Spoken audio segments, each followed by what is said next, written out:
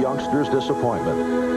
Undaunted, Moon decided to take a junior college offer. He had a remarkable year at quarterback, so good, in fact, that the coach would not allow the films of Warren off campus, fearing he would lose his star. So on his own, Warren secretly sent the films to several colleges. The Washington Huskies said they would have Moon at quarterback. Moon rewarded their trust by leading them to a Rose Bowl victory as a senior. Warren was the Pac-8 Player of the Year and Rose Bowl Most Valuable Player. Surely now all he would have to do is sit back and wait for the NFL draft. But there was only mild interest in Warren at quarterback. Most felt a position change was in order. Perhaps he'd be a good defensive back. Imagine the young man's frustration. So before they could call his name on draft day, Warren went to Canada, where they welcomed him at quarterback. In 6 seasons, Moon passed for over 21,000 yards. His team won the CFL title 5 times, and in his final year, Warren was the league MVP.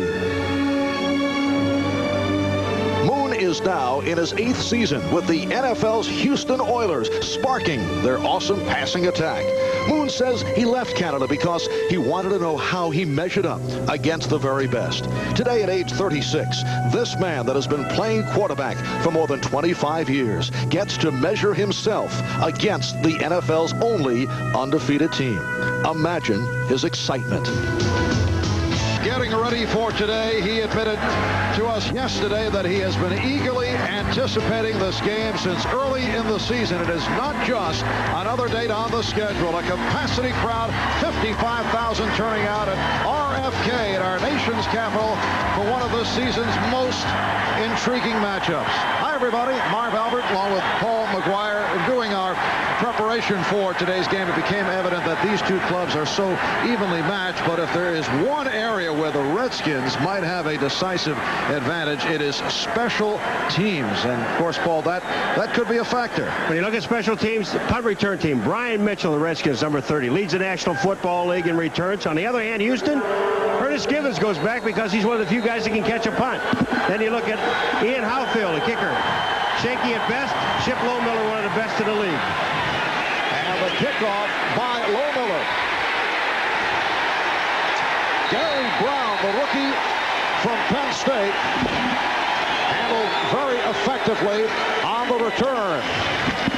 And a look at that Houston offensive line, and they have played well. Maggs, Munchak, Matthews, Flannery, and Williams. Warren Moon running the run and shoot. Alan Pinkett, who comes off a strong game last week in the walloping of Cincinnati, and the Fab Four, Jeffries, Hill, Gibbons, and Duncan. Duncan last week against the Bengals, career best 9 catches, and did it for the most part with sideline patterns. It's a first down from the 16. It's the running back Pinkett across the 25-yard line. The Redskins came out in a 4-3 against the run and shoot. Mann, Williams, Johnson, Stokes up front. Charles Mann, 8 sacks, tied for second in that department in the NFL. This is the base defense of the Redskins. And you'll note Kurt Gavea starting at middle linebacker. When they go to the dime, this is the shuffling that takes place. Coleman and Johnson come on with Mays. Oilers first down at the 27-yard line. Those are the audibles being passed on by Ernest Gibbons. And Jeffries with the sideline catch. Darrell Green up from right corner to make the stop. While we're talking about starting out with a 4-3, take a look at it. Here's the defensive line across here. The 3 linebackers, Gavea in the middle, and Green on the outside is going to be one-on-one all afternoon on Jeffries as long as he stays on that side of the field. Now take a look at it. When they come out, Darrell Green will be covering Jeffries all by himself. A little help from inside from the linebacker, but that won't matter. Darrell Green at 5'8", giving away about 7 inches. Haywood Jeffries, a second down and 4. And Pinkett is wrapped up. Charles Mann, number 71, in his 9th season out of Nevada, Reno, making the stop. We were talking to Charles yesterday about the knee problems of a year ago. He played on one leg last season, and he said the coaches don't like to hear it, although he's feeling better this season. But he said he kind of paces himself during the game. Well, I like the fact that when Charles was talking about us, he said, when I come out there and if you guys are looking at me, I'll be limping. And he said, I hope I can loosen it up in the warm-ups, and usually I can, but they can't do anything until the season's over. It's a 3rd down and 2. That is Drew Hill in motion. And Moon's pass incomplete. Intended for Curtis Duncan. So the Houston Oilers, who did not punt at all last week against Cincinnati, go into punt formation. And there is the #1 punt return man in the NFL, Brian Mitchell, averaging 17 yards plus per return. Greg Montgomery is back at his 21-yard line. Look out. Just did get it away, trying to keep it away from Mitchell, preventing the run back. I like the kick because Montgomery, he did exactly what he wanted to do. Didn't shank the ball, even though the ball went out on the right side. You see him getting high fives. He's going to kick the ball in the midfield area away from Mitchell. And it goes as a 45-yard punt. That outstanding Redskin offensive line, Lachey, McKenzie, Bostic, Schlereth, and Jacoby. Mark Rippon having a terrific season in the quarterback rankings, #2 behind Steve Young of San Francisco. Later on, we'll see Ricky Irvins come on for Ernest Biner. And when they go to the 3 tight end alignment, Warren and Orr join Middleton. From the 21-yard line, the Redskins to the offense. And off the draw, it's Biner. A pickup of 4. It'll be a 2nd down and 6. Houston, #1 defensively in the AFC. Fuller, Childress, Smith, and Jones up front. The linebackers have played well, keyed by Al Smith, who could be headed to his first Pro Bowl, in particular with Miami's John Offerdahl injured. Dishman and McDowell having Pro Bowl type seasons. When they go to the nickel, the rookies Robertson and Dumas come on. From the 25, a 2nd down and 6. And Rippon to the sideline, but Monk could not hang on. They looked on the outside, Rippon that time, and there's Jim Eddy, the defensive coordinator of Houston, said one thing about this team: they have not been tested really inside with the running game. They expected with Washington today, but when Rippon looked on the outside, he saw Dishman one-on-one on Art Monk, decided to go out there. Monk just didn't catch the ball. A 3rd and 6.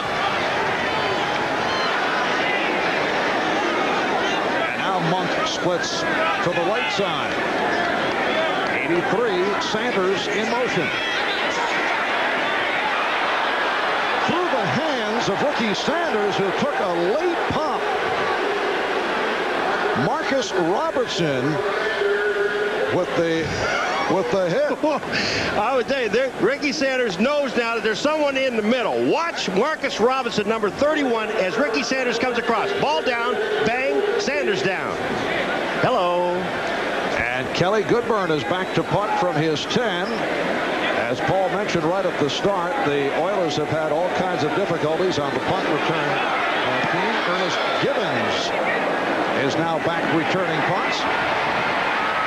Nice spin move by Gibbons. Stop at the 48. 36-yard punt and a 10-yard return will be back. Ernest Gibbons, not only at his usual wide receiving position, but also returning punts, said the other day that returning punts and playing his position kind of takes a lot out of him. 2 weeks against Miami in the closing seconds of the game, he was carried off the field because of leg cramps, had to receive fluids intravenously to rebuild his strength. First down at the 49-yard line. The diving attempt made by Hill, and it is ruled Incomplete. One of the other things, we were talking to Warren Moon about the fact that Ernest Gibbons, number 81, of the Orioles, returns punts. He said the next play or two, well, they had a timeout in there that gave Gibbons a chance to recuperate a little bit. But he said normally if they go right to the next play or two, he doesn't throw the ball at him because he's kind of tired and he doesn't want to risk anything. Gibbons is the kind of guy that will not fair catch a punt. He wants to run for a touchdown. He says his philosophy is to score every time he handles the ball. 2nd and 10 at midfield. Moon going the middle and is able to complete. A.J. Johnson with the stop as Ernest Gibbons comes up with his first catch of the afternoon.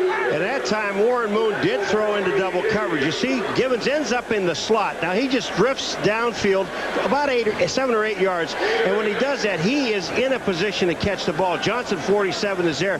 But there's also a linebacker with him. If he would look back to the other side, he had Tony Jones, number 82, one-on-one on Martin Mayhew. It's a 3rd and 2 at the Redskin 43. 4 minutes gone by. No score. Look out. Moon able to shed the rush and completes for the first down to Hill. Collins was right in Moon's face. Warren goes down on, I don't know if he goes down on a knee or not, but watch number 55 come in. Nobody blocks him. The left guard did not do anything. Moon just dips down, comes back up, and throws as he's coming back up. Gets the first down. That's great athletic ability. Look at this. Here comes Moon. Underneath, back up. Now the question is, if his knee is down, when he's hit, he's down. They let him go through with it because his knee never hit. 13-yard pickup, first down at the 30. And apparently they will, let's see, an official timeout has been called. The Redskins took a timeout. Now, I don't know whether they want to look at it or not, or they have somebody injured. But when Washington, they're first. When Collins came in, if Moon goes down to a knee and Collins hits him, he's down. I'm not talking about college football. I mean, he would be down. But look at Moon. This is a question, are they going to call that a tackle or not? He did hit on a closer look. It appeared that right knee went down. Down by contact.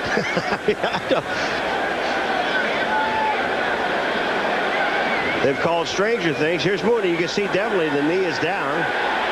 He is back up again. Gets the play off. And I believe the Redskins are saying he was tackled. He was down.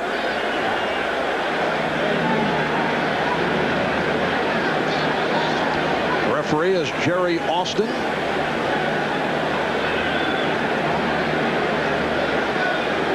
Five minutes have gone by in this first quarter.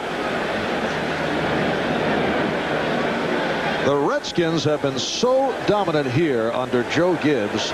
Last year they won 7 out of 8 at R.F.K. on the way to a mark of 10 up and 6 down. The only loss at the hands of the Giants. Redskins have won their last 9 here at home. Let's take a look at the Budweiser 10-minute ticker. Chicago and Buffalo getting off to the 3-0 lead. Oh, and nothing else to report on. We were talking last night at practice with Joe Gibbs. A practice, incidentally, that ended at 7:30 in the evening. Redskins believe in late practice sessions the day before games.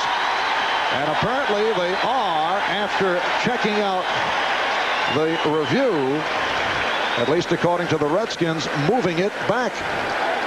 Well, you know, Moon, I know in college they say in the grasp. Now, he actually goes down to a knee, and we're still waiting for a result. The Redskins were clapping like they won the battle.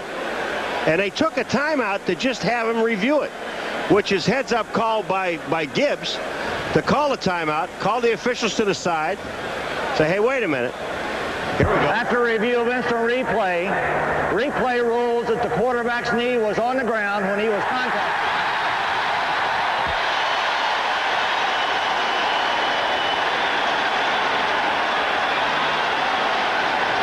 I scare myself sometimes, you know that? Now they're going to punt the ball because that becomes 4th down.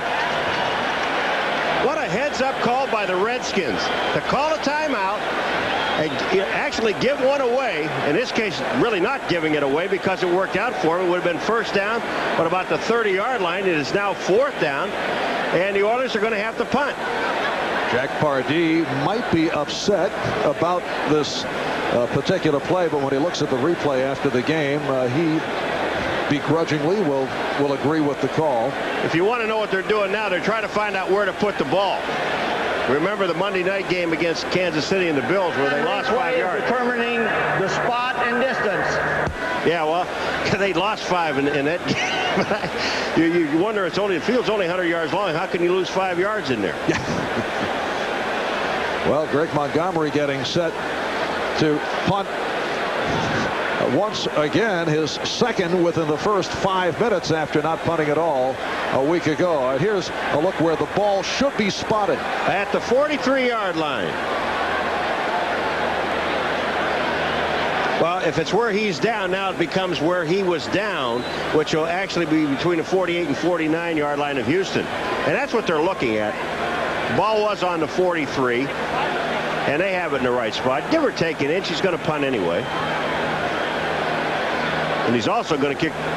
Montgomery is going to kick the ball out of bounds, because I sure wouldn't kick the ball to the leading punt returner after 8 weeks in the National Football. 4th down on the 49-yard line. Yes, Montgomery kept it away on that first punt. Brian Mitchell in his second year out of Southwest Louisiana.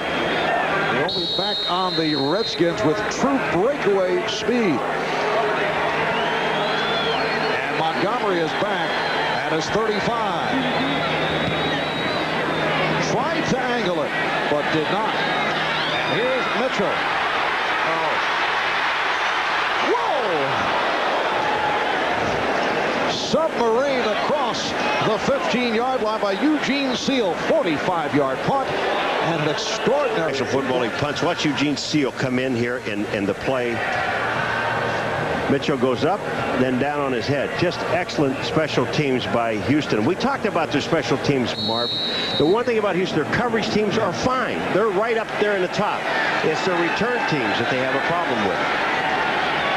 And the Redskins from their 14-yard line. The lone deep back is Ernest Biner, who had his difficulties last week against the Giants, who shut him down.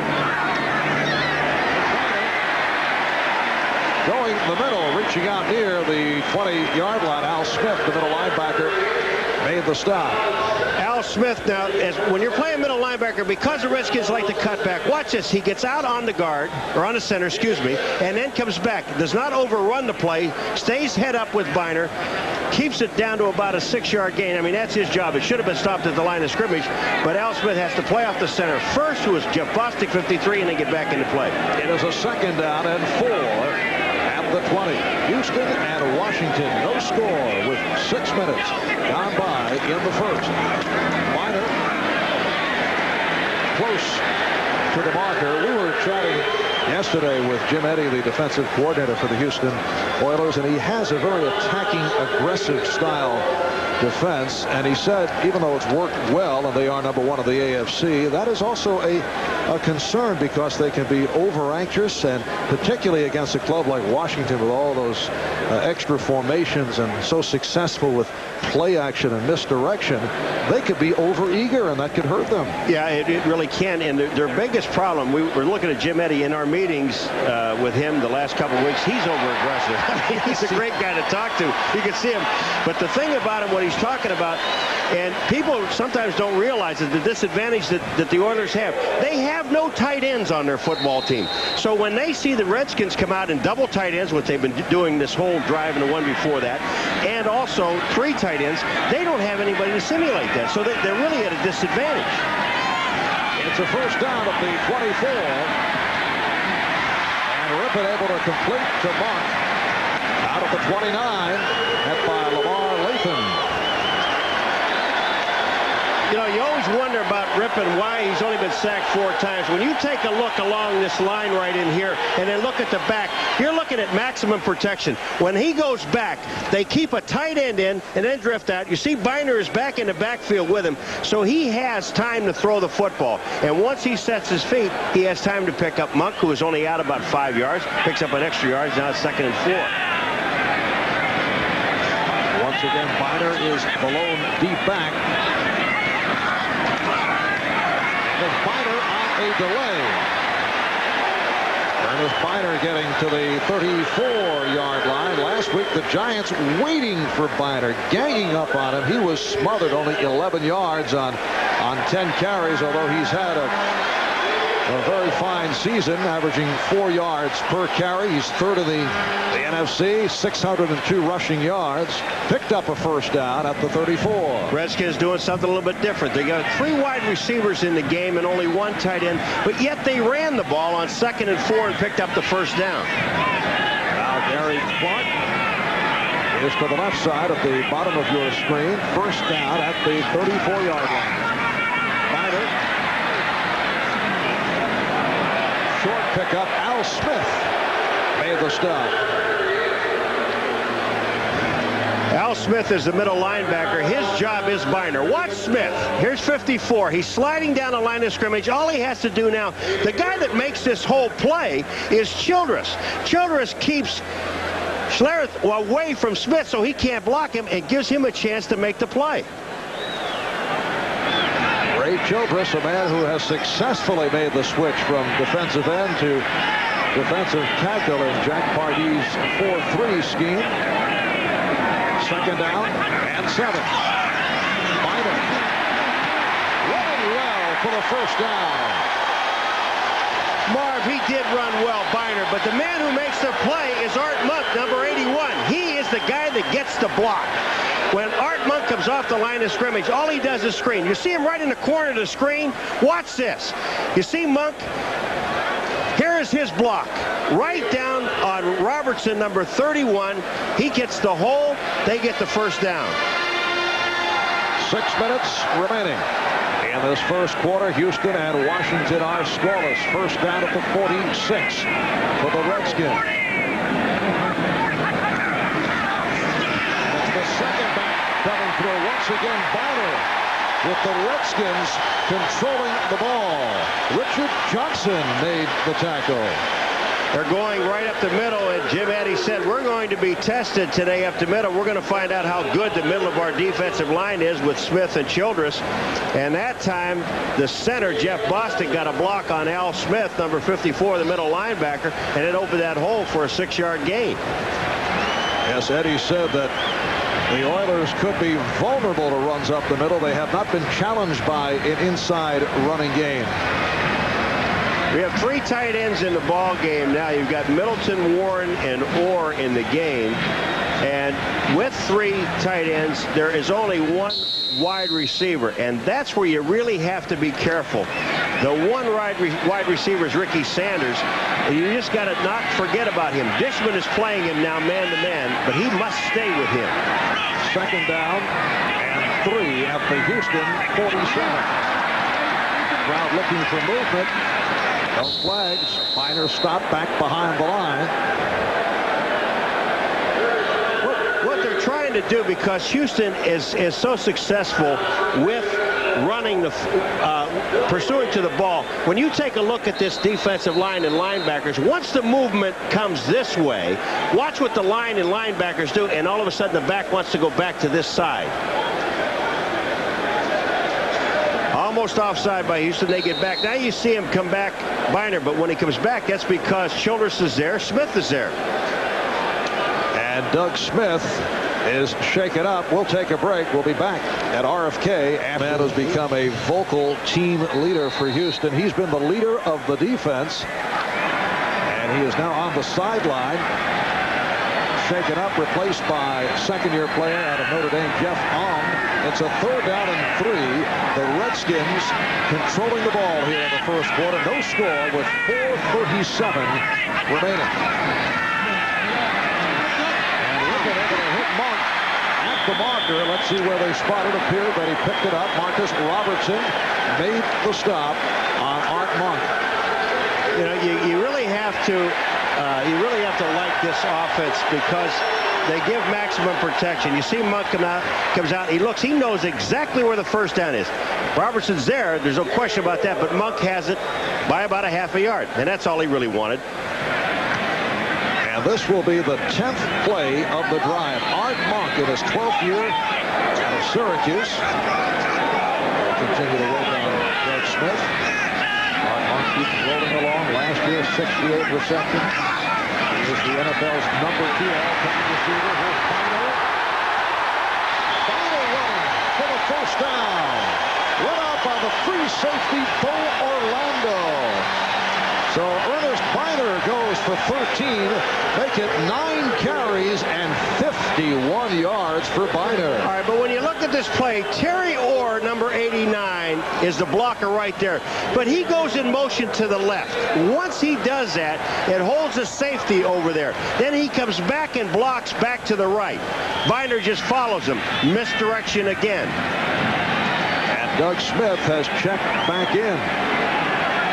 So Fuller, Childress, Smith, and Jones back intact up front. First down at the 29 for Washington. And it's Biner.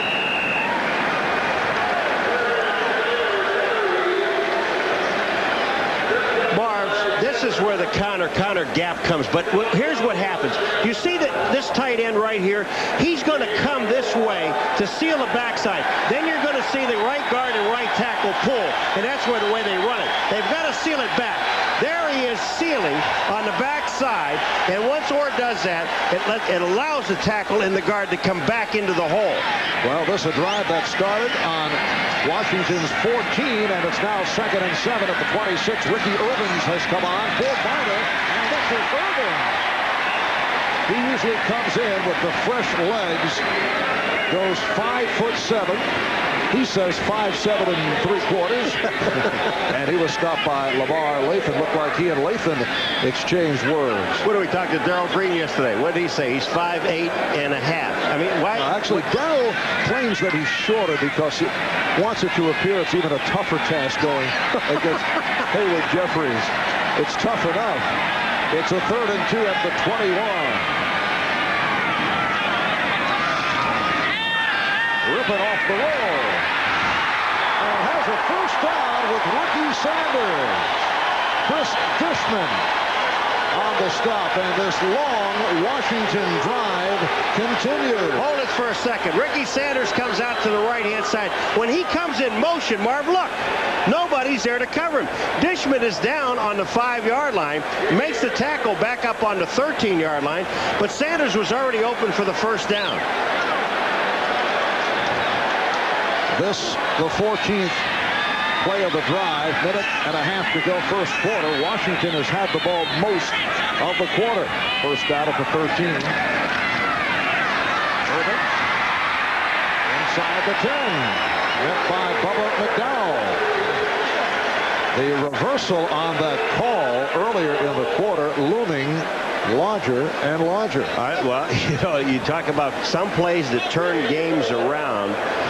When we're talking about that play, if you just tuned in late, Moon goes back to pass on 3rd down. The ball was on the 43-yard line, completed it on the 30 for a first down, but there was a blitzing linebacker, and when the linebacker Collins came in, hit Moon. Moon was down on one knee. They called it down, and they had to punt the Oilers. Here's Irvins on the counter, reaching out to the 5. Ricky Irvins. Last week against the Giants, sparked the offense with 82 yards rushing on 20 carries in the second half. And he's come on early for Ernest Biner, who ran so well in this first quarter. Time running down. We're down to 20 seconds left in the quarter. And the crowd reacting to this long Redskin drive. And the other thing about the Redskins, they had 25 seconds left on the clock, and the Redskins just want to make sure that Houston doesn't get the ball. So they're content running the 25 seconds off the clock.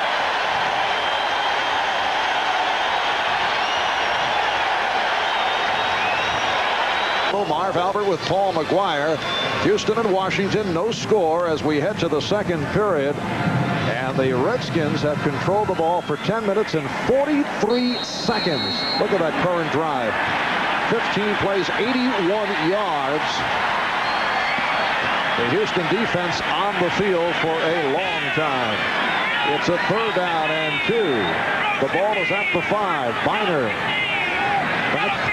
has the lone setback. Here's Biner. He's hit down.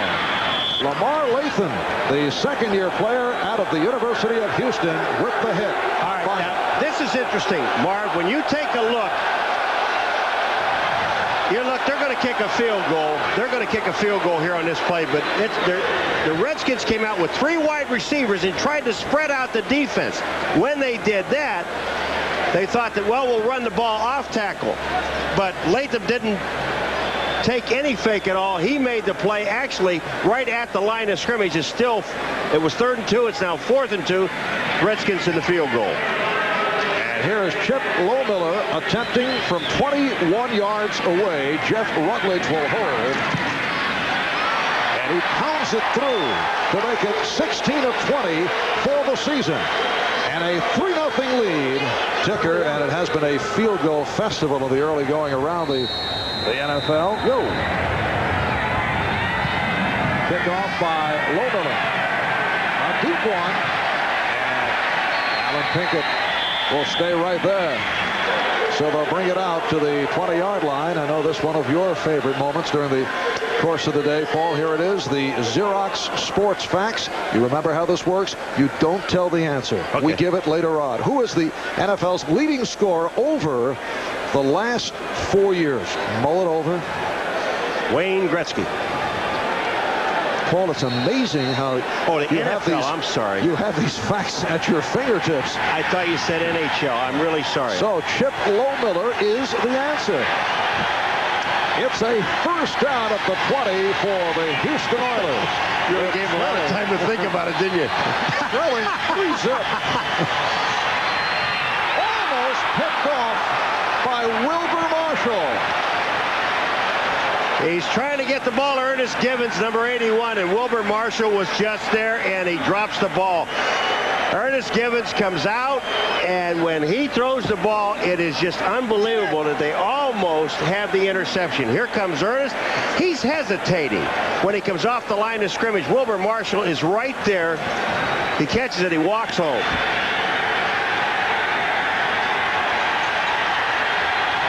Second and 10 from the 20.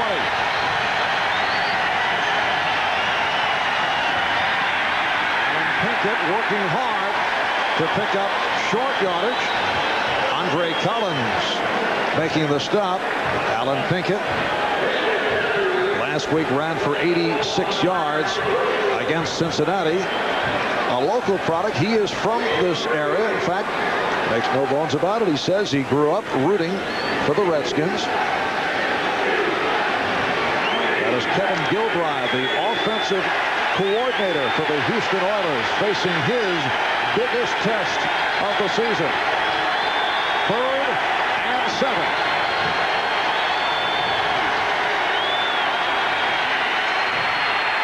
Moon took the hit again, and it is incomplete. James Geathers providing the rush. Geathers was right there. You're going to see Geathers comes in, and just right here, number 97, as soon as Moon is ready to throw the ball, he hits him, the ball goes to the outside. If the pass would have been completed, it would have been about 6 yards short of the 1st down anyway. Greg Montgomery punting to this man, Brian Mitchell. Montgomery back at his 9, and he will punt for the 3rd time today. Not a good one. Facing that Washington rush, only a 31 beginning. But take a look at the Redskins, and this is because of special teams. They start on their own 38, their opponents on their own 24. They are starting this drive on their own 46 because of that man, Montgomery. He tried to rush the ball. He read punt, rush. There really wasn't one there, and he hurried it. He's got time because you have to, as a punter, have confidence in your offensive line that they're going to block for you. Now Terry Orr shifting to the left in front of Ricky Irvins. So Irvins in there once again. Ernest Biner had a terrific first quarter, 56 yards, 11 carries. There's Biner, who emerged as the feature back for the Redskins last year. Can run, block, and catch. What a trade that was. Acquired by Washington in April of '89 from Cleveland in a steal for running back Mike Oliphant. Biner was a 10th round draft pick of the Cleveland Browns. 2nd and 9 at the 47. Washington 3 and Houston nothing. Irvins with a short pickup. Marcus Robertson, rookie out of Iowa State, made the stop, and it sets up a 3rd down and 8. They're trying to run the ball even with 3 wide receivers, but this guy right out here is Middleton, number 87, the tight end. Here are the other 3 wide receivers here, and then they're trying to run the ball back in here to get the linebackers out of there. I wish I could clear this thing. Someday I'll learn how to do that. And all you Telestrator fans out there know exactly what Paul is talking about. It's a 3rd and 8. And here's Rippon. Somewhere in the area, Ricky Sanders. And it will be a punt situation now for the Washington Redskins. Kelly Goodburn checking in. What happened is Gary Clark, number 84, came down on the left side and stopped. He did not finish his route.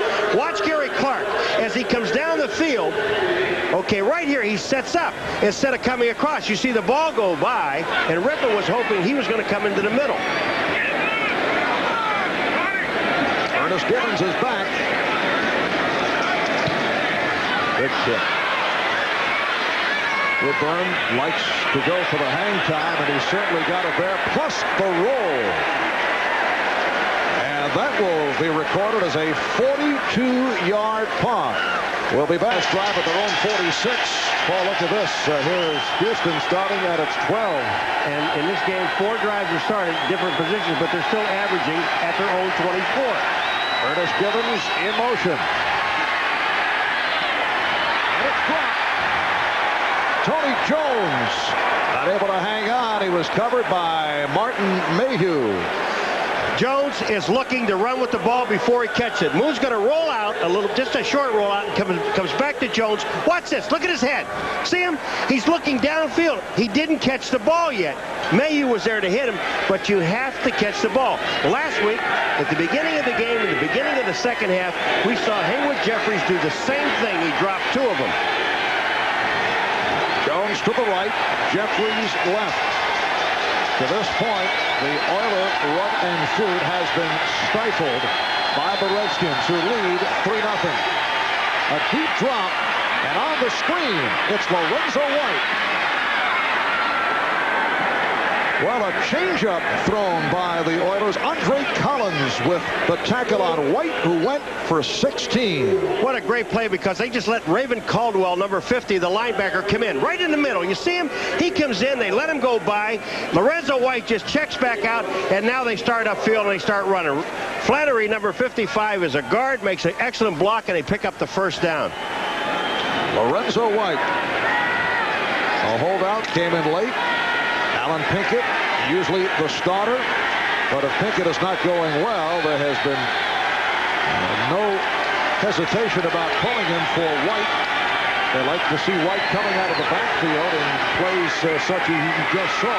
Also White with a good block on this play, and Drew Hill made the catch, but it is a short pickup. Gouveia with the stop. You are so right about Lorenzo White, Barb. He came out that time, and I think it's Fred Stokes, number 60, that he drilled. He came out as the blocker and just hammered him, because what happened is the tackle's already got it set up. Look on the right of the screen. Here comes Lorenzo. Bam! I mean, that's a double team on the outside. That is just a good block. Dave Williams, 73, is there, sets him up, and Lorenzo wiped him out. 2nd down and 8 at the 30. The Houston Oilers coming at 7-1. It's their best start ever in the 32-year history of the franchise. They come off the 35-3 walloping of the Cincinnati Bengals. And Moon to the sideline for Hill. Right at the marker, met by Darrell Green. Raven Caldwell, you showed the blitz. You should never do that. You get yourself stuck in there. Watch down around the 31-yard line, and when you see it, take a look at this man right here. That's number 50. But what he does is that he sits in there and he shows it, and then he lets the center go ahead and pick him up. Matthews is right there. He already read blitz, knew it was coming. You've got to disguise it. Houston first down from the 39. The Redskins with a 3-0 lead on a 21-yard field goal by Lohmiller. Screen again for White. And Lorenzo White, running well, reaches out to the first down marker. Tripped up by Wilbur Marshall. Let's check out the ITT 10-minute ticker. Detroit now with a 7-3 lead on an Eric Kramer 11-yard touchdown pass. Buffalo 3-0 over New England. Cleveland with a 7-3 lead. Kevin Mack 6-yard run for the touchdown. Green Bay taking a 6-3 lead on the Jets. Houston first down at midfield. Boone moving in the pocket and firing high with Drew Hill drawing the coverage. He drew the coverage, no question about it. All right, we're set for an update. Let's go to Bob Costas. Marv, the Browns have won half of their 8 games. The Bengals have won none of their 8 starts. And in the Battle of Ohio, the Browns have the lead 7-3 early in the second at Cincinnati after that 4-yard touchdown run by Kevin Mack. Back to R.F.K. All right, Bob, 8 minutes, 20 seconds remaining in this second quarter. The Redskins 3 and the Oilers nothing. Warren Moon is now 7 for 13, 63 yards. This by far the best drive the Oilers have managed in the first half. 81 Gibbons peeling out. Big rush. The screen working again. Same play, and White drives for the first down. A.J. Johnson made the stop. Same guy, Marv, but actually they just let Lorenzo White slip out. Nobody covered him. There wasn't a screen because the offensive line stayed in. Lorenzo White just gets out, and they're trying to cover him with linebackers, but the linebackers are dropping off. Watch this. You see the offensive line sitting in there? There goes Lorenzo White in front of him. Once he gets through, he gets down and picks up the first down. Big, strong. And it's a first down at the 40. Haywood Jeffries ought to get in this game sometime, don't you think? They have not been looking in his direction. Jeffries flanked to the left. Here's White. Hard tackle by Monty Coleman. The man that made the play was Charles Mann. He just handled David Williams, the tackle on the right side, and Charles Mann made the play. There was no place for Lorenzo White to go. It is spotted as a second down and 8 at the 38. We come up on 7 minutes remaining in this first half. Redskins 3, Oilers nothing. Setting the offensive line for Houston. Matthews at center, Munchak, Flannery at the guard, Williams and Maggs are at the tackles. Again, Gibbons, 81 in motion. White to the 35-yard line. Bruce Matthews, a man at center who has made the switch to that position and could earn Pro Bowl honors at virtually every position on the line. He's made the best transition from guard to center since Magic Johnson did it in Game 6 of the 1980 NBA Finals. Made the Pro Bowl the last 3 years at guard. He's played all 5 line positions in his career. I like what he told us about center. He said, don't centers last about 17 years?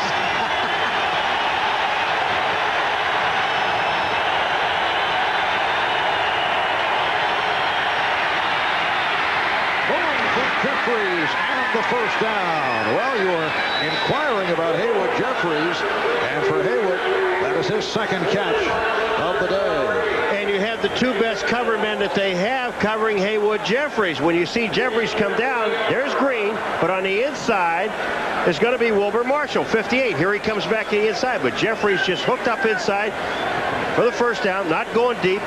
They're patient. The Redskins on their drive were very patient. We were talking about the height differential between Green and Jeffries. Green telling us earlier in his career at times he'd match up with 6'8" Harold Carmichael, one-time the Eagle. Said Carmichael one time spun him around so badly, as you see White get the call. Grabbed his head, spun him around. Darrell said that was kind of a frightening experience. You know, it really was funny, though. Darrell said, I'm so short that I'm out there, and here comes Carmichael down, and most guys will try to grab your shoulder and spin you around, but he was so tall on me that he just grabbed my head, and I looked like a top. He said, he turned me around, and I ended up down at his feet. Darrell with a bizarre sense of humor. He's very, very good. A native of Houston, and having another superb season. Second down and 4 at the 16. Moon couldn't find anyone. Covered up by Monty Coleman. So coming up, the 13th play of this Houston drive. Well, there was no place for Moon to go, and the blitz was on to the outside. Fred Stokes came up as a defensive lineman. There was one of the linebackers was in the game, Monty Coleman, number 51, so they were blitzing. And that time, Moon read it very well, picked up about 4 yards. Now they're sitting in a third and about 1.5. Remember, there are no tight ends on this football team, so they've got to go with 4 wide receivers. Jones to the right, Jeffries left, Gibbons in the slot. White with the first down at the 10. Matt Millen making the tackle on Lorenzo White. You know what I like about this play? If we could just hold this once we start the play with Lorenzo White, Moon runs to him. Watch this. Here comes White, and he gives Lorenzo White a chance now to pick his hole. Here comes Moon out. Can we stop it? Right here. Now look at White. He can look at the whole field now, Marv, and just say, okay, now all I need to do is cut right there, and I've got the first down. With that kind of running look, he gives him a chance to pick his hole. Doesn't have to be to the right, straight ahead. Could be anywhere. Oh, very aggressive replay work. Hey, John Gonzalez and John Francis are good. Not great, good. Yeah, just good. And a first down at the 10-yard line. Moon stepping up, fires, broken up. Gibbons could not hang on. Hit by the free safety, number 27, Brad Edwards. Well, Gibbons is looking for a call there, but first of all, Moon really had to fire this ball. Watch this line the ball is on. Bam! It goes in there. You got to give Brad Edwards credit for just great coverage. Gibbons had no chance of catching that ball. Even if it would have been wide open, it might have knocked his head off. It is a second and 10. 15th play of the drive. So Houston answering the Redskins hanging out of the football by holding on for almost 9 minutes here in the second quarter. Moon took a hit. He was looking for Haywood Jeffries the entire way, and Darrell Green had him covered man-to-man. Darrell Green told us yesterday, I want to be alone with a receiver on the outside. I don't need help. Ernest Gibbons, when you see him, he's sitting down in here. Can we do this on? He kicks the ground twice, and when he does that, he just tells him it's an automatic pass play that Haywood Jeffries is going to be single on the outside. That is his signal. But because of this very loud and enthusiastic crowd here at R.F.K. Stadium, look out.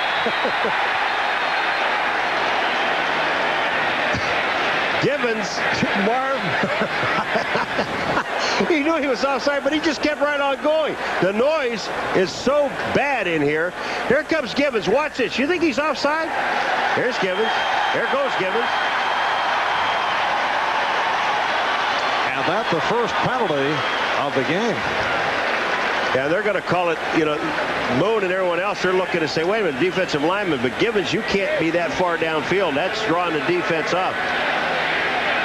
Well, because of the noise, Ernest Gibbons will kick the ground twice, indicating to other receivers that it is an audible call. Now, if he kicks it one time, that's a fake that it's an audible. Or sometimes he kicks it 3 or 4 times. Then he's like Roy Rogers is trigger. He goes. Third down and 15.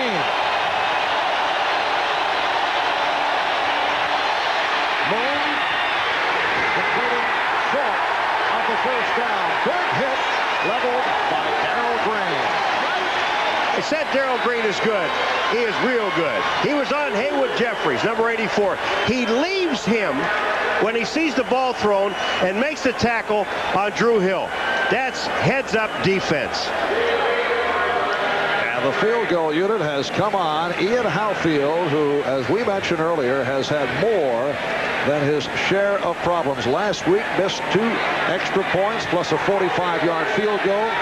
Got a bad snap on another extra point attempt. Has a new holder in the punter, Greg Montgomery. 25-yard attempt. And he's tied the game. Houston and Washington in an exchange of field goals after long drives. 2 minutes to go. The syndication rights for your cable television show in Buffalo. And Bill did not seem to be extremely interested, I should point out. Well, I try to sell it to you first. There's his mother right next to him. Well, Bill Cosby on hand here at R.F.K. Stadium. The Oilers and the Redskins tied at 3. The return by Brian Mitchell. Well, Brian hears it from the crowd, running it for 24 yards. Check here, Detroit with that 7-3 lead on Chicago. Buffalo 6-zip. San Francisco with the score. Steve Young, 97-yard touchdown pass. John Taylor catching the TD. Cleveland now 14-3 over 0-8 Cincinnati. Here in Washington, Houston and Washington tied at 3, just under 2 minutes remaining in the first half. Rippon set up the screen. Yes, a penalty flag is down. He hit his old man on the head. It's Lurton right in the head and Jacoby is coming off, but when he throws it out and it hit an offensive lineman, he didn't try to. Joe Jacoby limped off the field. Russ Grimm will replace him. Hit number 69 ineligible in the head. That's illegal touching. Lost it down. Second down. That's illegal heading. Hit him right in the head. And you don't think that's a funny feeling? You're running out to get into the screen and bang, you get one in the head. Meanwhile, they're checking out the right tackle, Joe Jacoby. Pro Bowl man in the mid-'80s, a perennial Pro Bowl selection. Russ Grimm has come on for Jacoby. It'll be a 2nd and 10 at the 36. A 21-yard field goal by Lohmiller following a 17-play drive, and a 24-yard field goal by Howfield following a 17-play drive for the 3-3 score. Rippon nearly went down, completing to Biner. Al Smith made the stop. Joe Gibbs telling us yesterday that last Sunday night, Mark Rippon had his best night as a professional. He turned it after a lucky first half against the Giants. Not that his statistics were so impressive, 12 for 25, 159 yards, but the manner in which he brought his club from behind. Rippon able to pop it through to Sanders, and a first down. Lamar Lathan made the stop. And, you know, here's a team, the Redskins, now that are coming down the field. They're at the 50-yard line, and you think they would take a timeout after a long pass like that. They're not. They're going right at the line of scrimmage. Look out. Rippon got it off, and it was picked off. The pressure on Rippon leading to the interception. Lamar Lathan with his 3rd interception of the season. Fuller is the man, the Fuller rush man. Number 95 is the man that hits Rippon. I got a chance to use that line before you did. And Lathan got the interception. Now here are the Houston Oilers with 58 seconds to go, and they're in great field position. Here comes Fuller right there. He grabs Rippon, turns him, and the ball comes out of his hand, slides out of his hand. Lathan gets the interception. They have the ball at the 44-yard line. Well, the difference from a year ago for Lamar Lathan, who broke in slowly as a rookie, he says the number one factor is he's healthy, and he says his attitude much better than it was last season. So Moon back to work.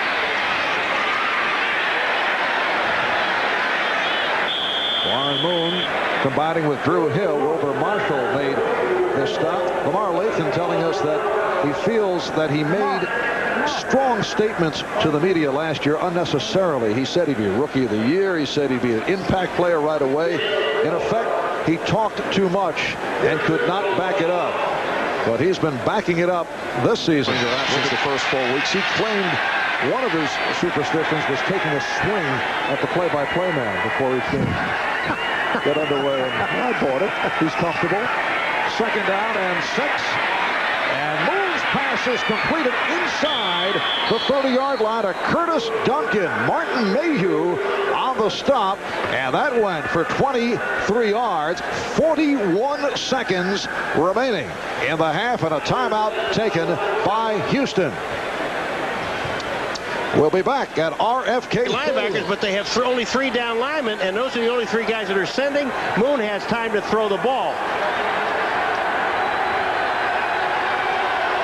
And that's, you know, you're only sending 3 people, and you have 5 offensive linemen blocking. It's tough to get to the quarterback. Houston first down at the Washington 29. Oh, and Lorenzo White could not hang on. It'll be a 2nd and 10. The Oilers now have 1 timeout remaining. Washington with 2 left. All right, this time it was just a little dump pass across the top. Not really a screen to Lorenzo White. They figured they'd get him out and let linebackers try to cover with him. Collins was there, number 55. Moon said, it was my fault. I threw the ball too high. If he hits him, it's only about a 6 or 7 yard gain, but it's down the middle of the field and closer for the field goal. That's what they're really looking for here. Like to get 7, will accept 3. Warren Moon is 12 for 21, 121 yards. 38 seconds remaining in the half. Moon taking the long look, has Jeffries wide open, and he has a first down. Haywood Jeffries run out by Darrell Green. Boy, I'm going to tell you, Lorenzo White made a great block on Charles Mann on the outside, but here's Jeffries. Watch this. Green's going to let him go. He goes downfield. He's looking somewhere else. Jeffries just drifts to the outside and then finds the out of bounds, stops the clock. But Lorenzo White, what a super block he got on Charles Mann. He came back out, helped out with the tackle. That's what he's in there for, blocking. It's a 14-yard advance, and now Houston with 31 seconds can think about the possibility of 6. First down at the 15. Look at a big rush. White able to make the catch. Somehow Moon got it off, although he took that hit. They're hurry up. They're trying to get another playoff before. They only have 1 timeout. There's 15 seconds. He's throwing the ball away. All right, here's another look. Wilbur Marshall on the blitz. Somehow Moon was able to complete it. I'm sorry, Mark, but Wilbur is on the blitz, and when he comes on the blitz, the guy that really makes a super play that saves touchdown is Collins. Now, Wilbur Marshall is over here on the top side. No, he's not on the top side. I'm sorry. He's going to make the blitz up the middle is where he's coming from, and he's on the left side of the offense where he blitzes. But here's the play I'm talking about. Look at Collins, 55. He comes back to make the tackle on Lorenzo White. Here comes Wilbur, 58. Moon does not see him. It's on the backside. Never gets there. But Collins is the guy, number 55, that makes the super play. 14 seconds to go. 3rd and 3 at the 8. Time running down. First half. White with the screen pass.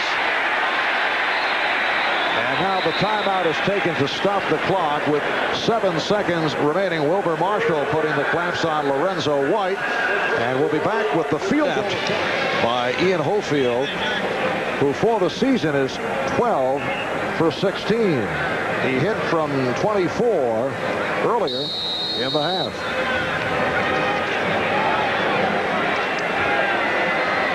Greg Montgomery, the new holder, replacing Frank Mayaki, who was dropped the other day. 7 seconds to go in this first half. That's good. Yes, the kick is put right through. So Ian Hofield, the son of Bobby Hofield, one-time kicker for the Jets and the Broncos back in the 70s, able to connect on 2 out of 2, and Houston has taken a 6-3 lead. Gibbs yesterday, remember what he told us? He has lost more games before the half. You're looking at him. He knows they gave the ball up. They knows he's down by 3. There's not a happy man. Told us yesterday, Marv, when we were talking about not taking the timeouts, they were at midfield. He said, we're going to control the ball. I want to have control of the football at the half. If it's 2 minutes to go, I still want to control the ball. Whether I score or not, it's not important. And they said, what was it, last week? Against the Giants, he took some criticism, and he felt that the criticism wasn't fair because his philosophy has been, do not give the opposition that emotional swing. Do not give them the crack at getting the ball back. So normally he plays it very conservatively. As it turned out here today, he's picked off by Lamar Lathan. It leads to the Houston drive, and they're able to cash in and take the 6-3 lead right before halftime. Final seconds of this first half. Excellent kick, not allowing a return. So that is the way this first half comes to a close. Houston with a 6-3 lead on Washington. We'll be back to Bob Costas after this word from the NFL. They handle the run and shoot of the Houston Oilers, although they're trailing in the game. But all year long, we've seen the Redskins succeed by making the proper halftime adjustments. It's going to be the team that wins this game is the one that makes that adjustment at halftime. You keep in mind here that the Redskins are giving up 12 points a game on the average, and Houston 13. Now, one has 6, Houston, the other one 3. It is that adjustment that has to be made, and that's one thing that we're going to watch closely. And the Redskins also have been handling the run and shoot by going for the most part with the 4-3 alignment, most unusual. Yeah, it really is. They believe in their personnel on defense, and everybody's questioning, say, the speed in their secondary. Well, they're not showing it today. They're going in there with 5 defensive backs, sometimes just 3 down linemen and 3 linebackers, but most of the time they're playing with, even in long situations, 3rd and long with only 2 linebackers, and that's great. Let's take a look at the halftime stats brought to you by Keystone Light. And you can see time of possession. Washington with that long drive that went 17 plays. It took 10.5 minutes, but Houston able to bounce back, and they had a 17-play drive that led to a field goal. You know, we talk about some stats, and time of possession really doesn't mean anything unless it's what you do at the time of possession, okay? But when we went into this game, and Marv at the top, when you talked about how close these two teams are together, in time of possession in the game, they're both averaging about 32 minutes a game. Something has to give, because it comes out to 64. Yeah, I figured you'd go with the new math to come up with that. Unless there is an overtime. Yeah, now it can work out. Good point. Ian Hofield getting set to kick off. That is the deep man, Brian Mitchell. Ricky Irvin's also back. Lohmiller, 21-yard field goal, and then Hofield hitting from 24 and 24 for a 6-3 Houston lead. A reminder, at the conclusion of today's game, we'll be presenting the Avis We Try Harder Award, which will be given to the game's most valuable player. Warren Moon, 15 for 25, 144 yards in the first half, while Washington kept it on the ground due to the success of Ernest Biner, and Rippon threw only 10 times, 5 for 10 for 33 yards. Biner 11 carries, 56 yards, bouncing back from last Sunday night against the Giants. And the second half is underway. This is Mitchell. Oh! coverage by the Oilers. Let's take a look at the Hertz 10-minute ticker. Detroit with a 10-3 lead on Chicago. Buffalo having a difficult time, 6-3 in front of New England in the third. They felt they'd have tough time with New England. New England's got a super defense. Now 14-13 Cleveland lead. And the Jets with a 13-6 advantage on Green Bay. It is a first down at the 17-yard line. Now the Redskins a little bit different the start of the second half. They're coming out in the first half. They played 2 wide receivers, 2 tight ends. Now they're coming out with a different package, which Jim Eddy calls 3-1-1, which is 3 wide receivers, 1 tight end, which will be Middleton, and 1 running back, which is Bynum. And Russ Grimm remaining in at right tackle for the injured Joe Jacoby.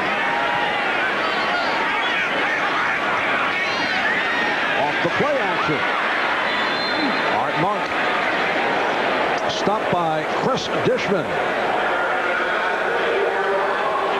Well, Mark Rippon over the years has been hard hit by injury.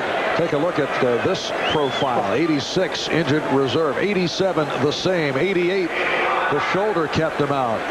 But today his 9th consecutive start, which is good news for the Redskins. Yeah, and here's a young man that really gets no credit at all. People just don't even talk about him as one of the top quarterbacks, and he is.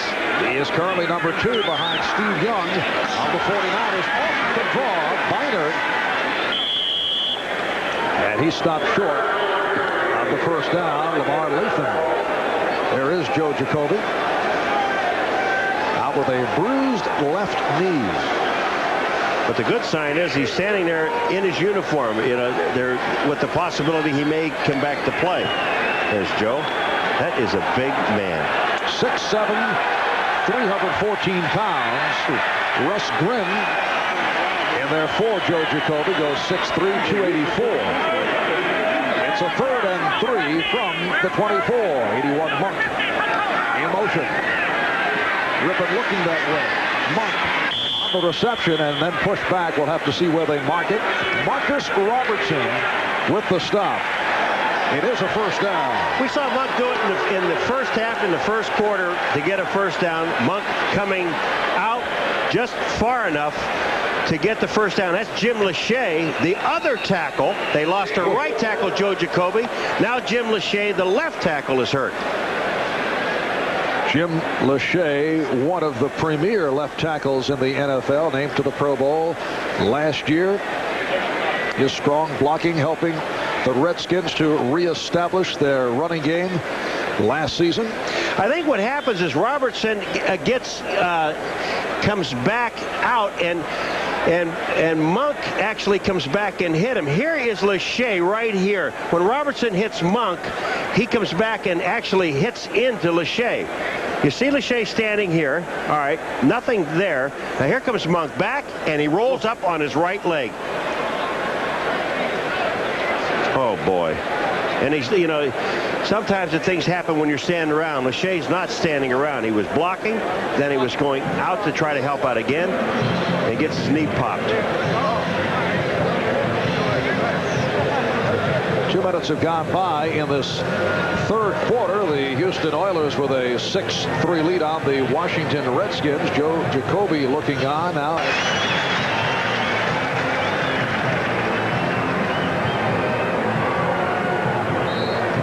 When we resume, it is a first down at the 28.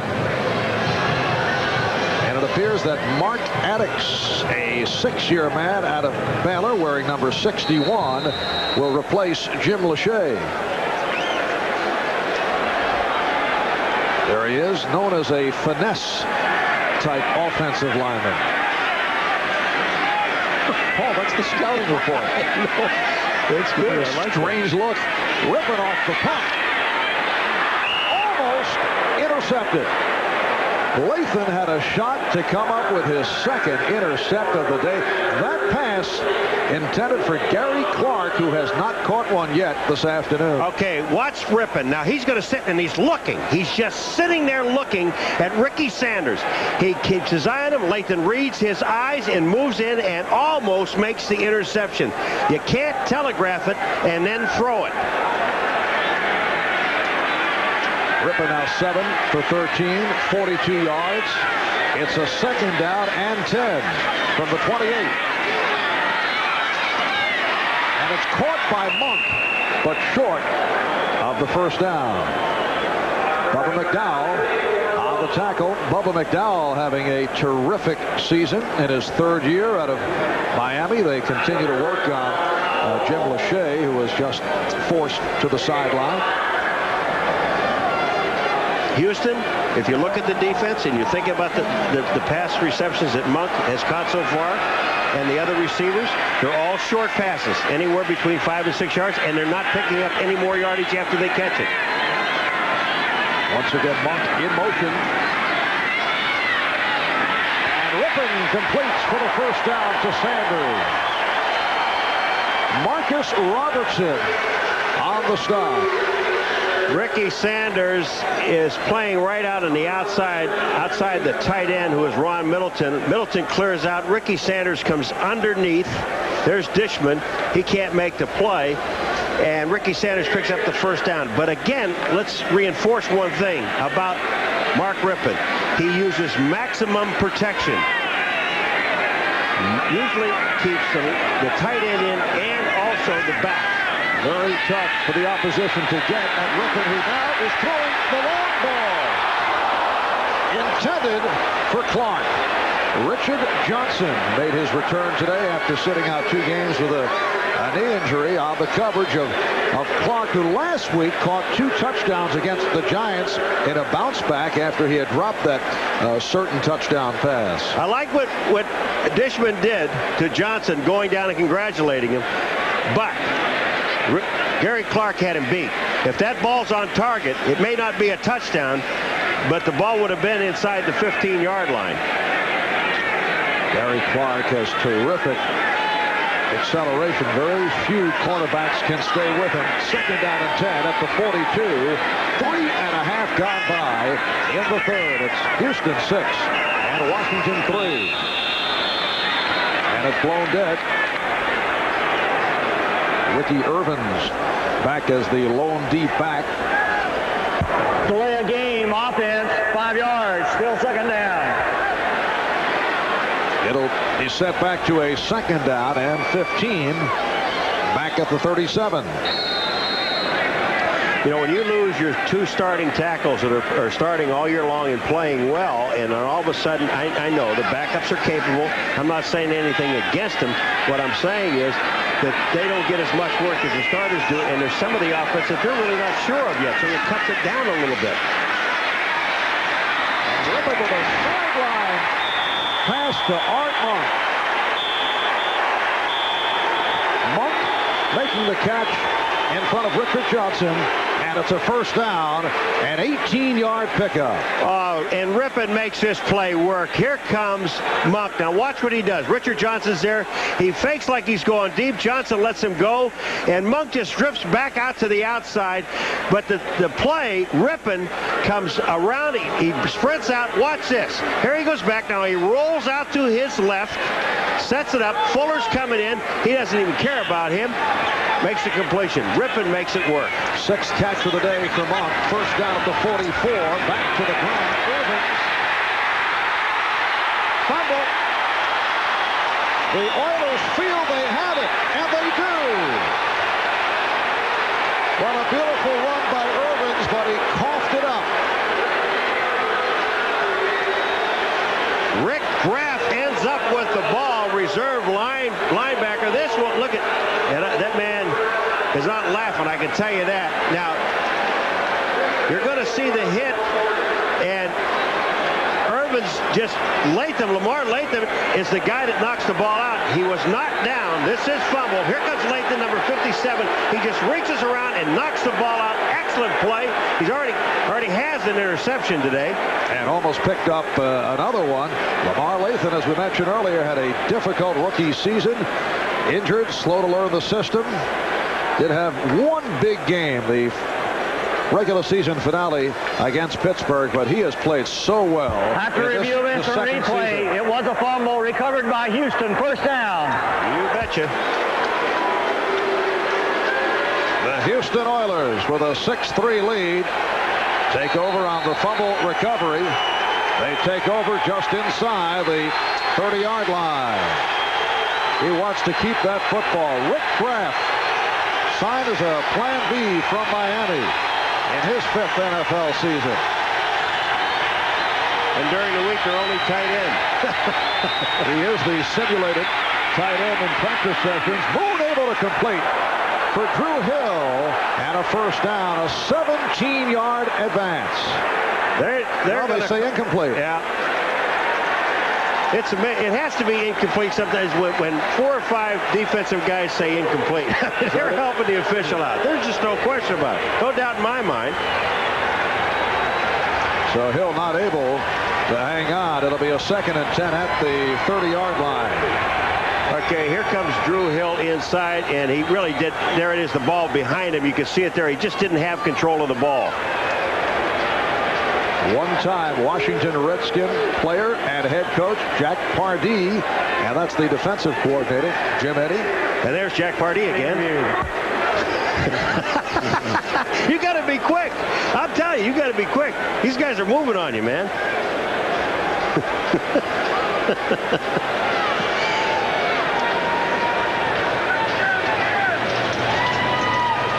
Here comes Drew Hill here, and watch the ball. It'll be right behind him to the right of the screen. The ball goes through his arms, comes out the bottom, and there's the ball. The referees are right on target. Pardee wanted them to look at it. They probably did, which they always do. It is a 2nd and 10 from the 30. And Hill with the catch. Covered by A.J. Johnson. Here's another different defense where you have 2nd and long. The Washington Redskins are going with 3 down linemen, and Wilbur Marshall, his job, number 58. Watch what he does. He comes over. He's got Lorenzo White the back. He sees him setting up, so he rushes. The ball is thrown to the outside. They pick up 8 on the play. It's now 3rd and 2. Jeffries to the left now. Duncan right. Lorenzo White in the backfield.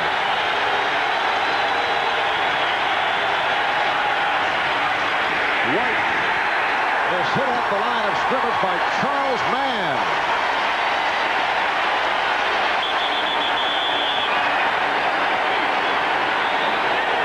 And so the Houston Oilers are stopped.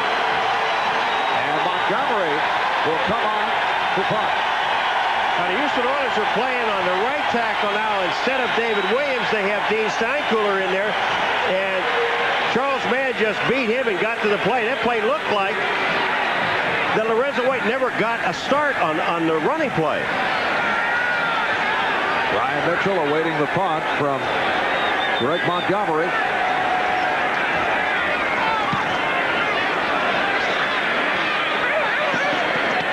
And the fair catch indicated by Mitchell. A 47-yard punt by Montgomery Stadium in Washington. 9:25 remaining in this 3rd quarter. And the Oilers with a 6-3 lead on the Redskins, who go back to the offense. It is broken up. Chris Dishman got a piece of it. The pass intended for Gary Clark.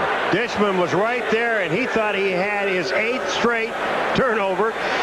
Watch Rippon again. Play action pass, but he's telegraphing it. He's just standing there looking. He looks where he's throwing. Look at Dishman is just sitting there waiting on the ball. If Dishman attacks the ball, he may have had the interception, but he collided with Clark. But I'm surprised that Rippon's standing there looking at one man, Gary Clark, tipping it off. Remember, he did it before. Lathan almost got the interception.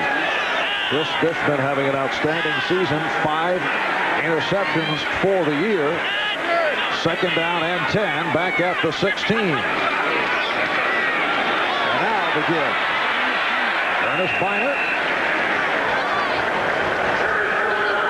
A look at the Hertz 10-minute ticker. Detroit now 10-3 over Chicago. Buffalo extends to 13-3 on New England. San Francisco on that 97-yard touchdown pass. Young to Taylor with a 7-0 lead. Browns by 1 over Cincinnati. Jets 13-6 on Green Bay, and Tampa Bay 6-0 in front of Minnesota. It's a 3rd down and 3 from the 23.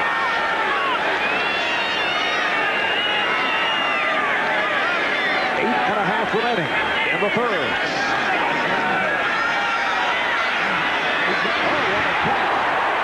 Monk picks up the 1st down.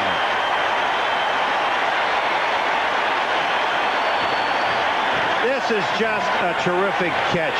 Monk is in motion. Watch him coming underneath. He's almost held there by Dishman. He reaches out and grabs him, but Monk just makes a splendid catch. 11 yards on the play. His 7th catch of the day. Future Hall of Famer Art Monk. First down at the 34. For Gary Clark, his first catch of the day. Knocked out of bounds by the free safety Bo Orlando. A 22-yard pickup. Yeah, but it's after the catch. Watch what he does here. There's Johnson out there. Watch this catch. Bang inside, right back outside, and just gets right by Richard Johnson. And if it wasn't for Bo Orlando, he'd been gone. 3-time Pro Bowl player, 7th season out of James Madison. Last year led the Redskins with 75 receptions. It is a 1st down at the Houston 43.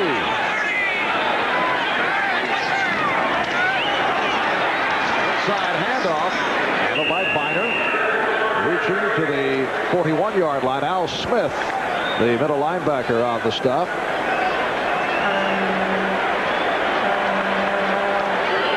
Well, Vice President Dan Quayle on hand, a guest of Jack Ken Cook, chairman of the board of the Washington Redskins. Vice President's hometown team, the Indianapolis Colts, having a rugged time this season. Having a slow start.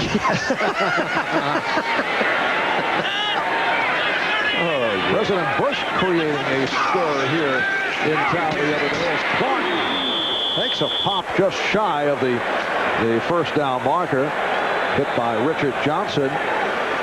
President Bush came out and said that he wants the Oilers to beat the Washington Redskins. That's a hit. Now, when you get popping like that, the only problem with that play is for Richard Johnson is this. When you make that commitment to come up, you better make sure the ball is thrown, because all of a sudden he's going to just hitch, turn around and go, and you're going to be standing there. It is a 3rd and less than a yard with 6 minutes to go in the 3rd. And the 1st down is picked up by Gerald Riggs, who just checked in. His first carry of the day. Derek Smith made the stop. Well, the other day, President George Bush came out and said, no question, he wants the Oilers to beat the Washington Redskins. President calls Houston home, and he called Oilers head coach Jack Pardee to wish the team well in their game with the Redskins. Pardee said that the President said he thought a lot of Coach Gibbs, but he has to go for his hometown, covering all possible bases. It is a 1st down.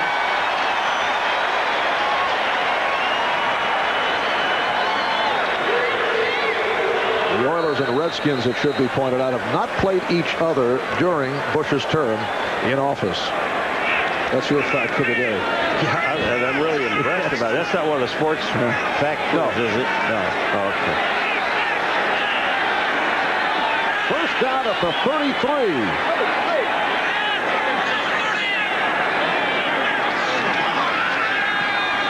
There it is. And Rippon going deep. Remember I told you Gary Clark is going to go down, hook up, and then go?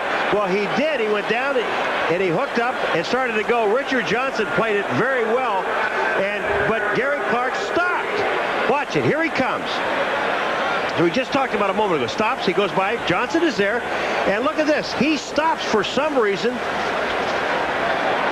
Didn't finish it. Mark Rippon has been hitting the deep passes this year, something he had not accomplished in the past. The Redskins were not looking to go deep. Ernest Biner back as the lone deep back. 9th play of the drive. 2nd down and 10. Rippon to the line and connects with the floater with Clark. Richard Johnson on the coverage. That'll be just short of the first down. I think Monk wanted Rippon to throw him the ball. He was standing out in the slot uncovered. There wasn't a defensive man on Art Monk. Here's Art Monk sitting out on the outside. Take a look right here. Look at, there's nobody here. There's a linebacker waiting to the inside and a safety back here. So there's actually nobody there. Here comes Monk. Look at him. All he has to do is just stand up and pop him with the ball. And now Biner and Riggs in the backfield. Second back coming through. Gerald Riggs stopped by Johnson and Smith, and Riggs has a first down. There's Jim Eddy saying, wait a minute. Now, they've run that play twice now. They line up with Biner, Riggs behind him. We know they're going to hand the ball to Riggs. We should at least hold him for no gain.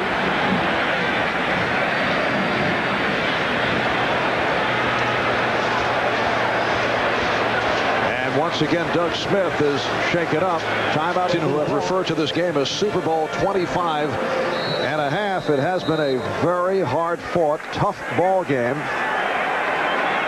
6-3 the score. Another long drive underway. The Houston Oilers with the lead on the 2 field goals by Houtfield from 24 yards out. Lowmiller hit from 21. It's a first down at the 22. Penalty markers are down. Irvin's got the call. Stopped by Smith.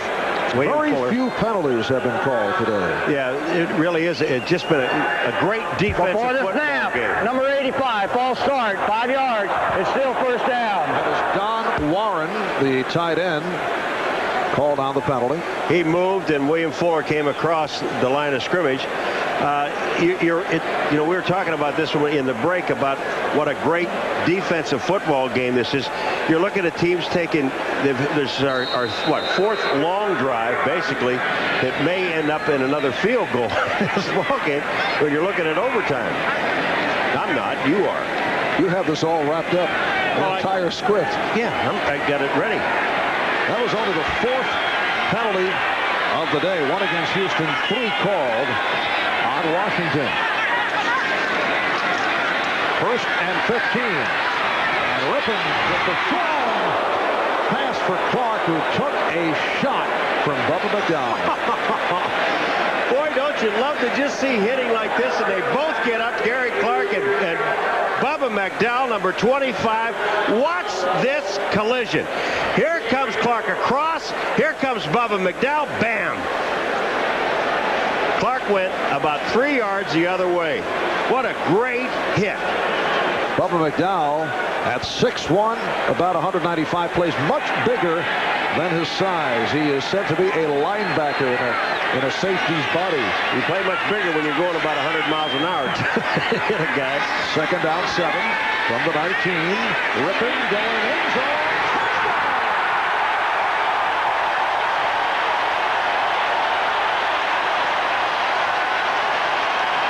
However, a flag is down. Illegal with the hand to the face mask, number 69. 10 yards, still second down. So Ricky Irvins,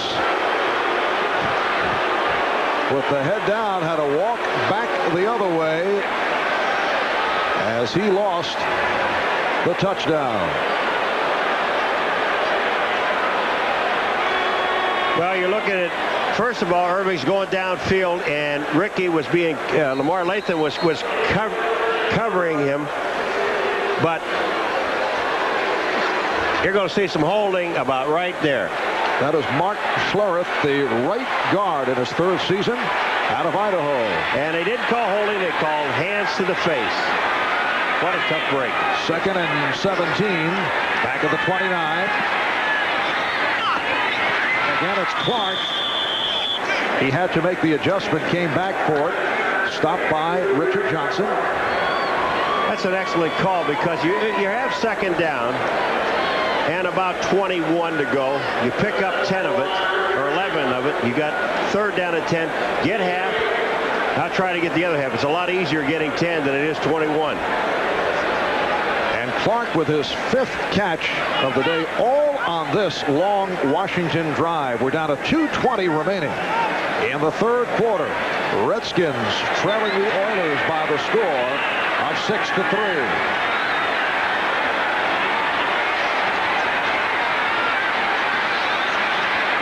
Rippon's pass broken up and a flag down. That will be interference on Richard Johnson. You've got 2 guys that are fighting each other down there, Richard Johnson and Art Monk, and I'm talking about hand-to-hand combat. And Richard Johnson says, "Wait a minute, this could be offense." Defensive pass interference, number 23, push down. Richard is not happy with it. I mean, it's been tough out there on that island. Here it is. Watch the matchup now. There's Johnson. He comes down. Art Monk, he pushes him there, which you can't do. Art Monk's left arm pushes off Johnson, but Johnson's holding on. You can see they got locked up. That is a tough call to make. It sets up a 1st and goal down at the 6. Redskins trying to quiet the crowd.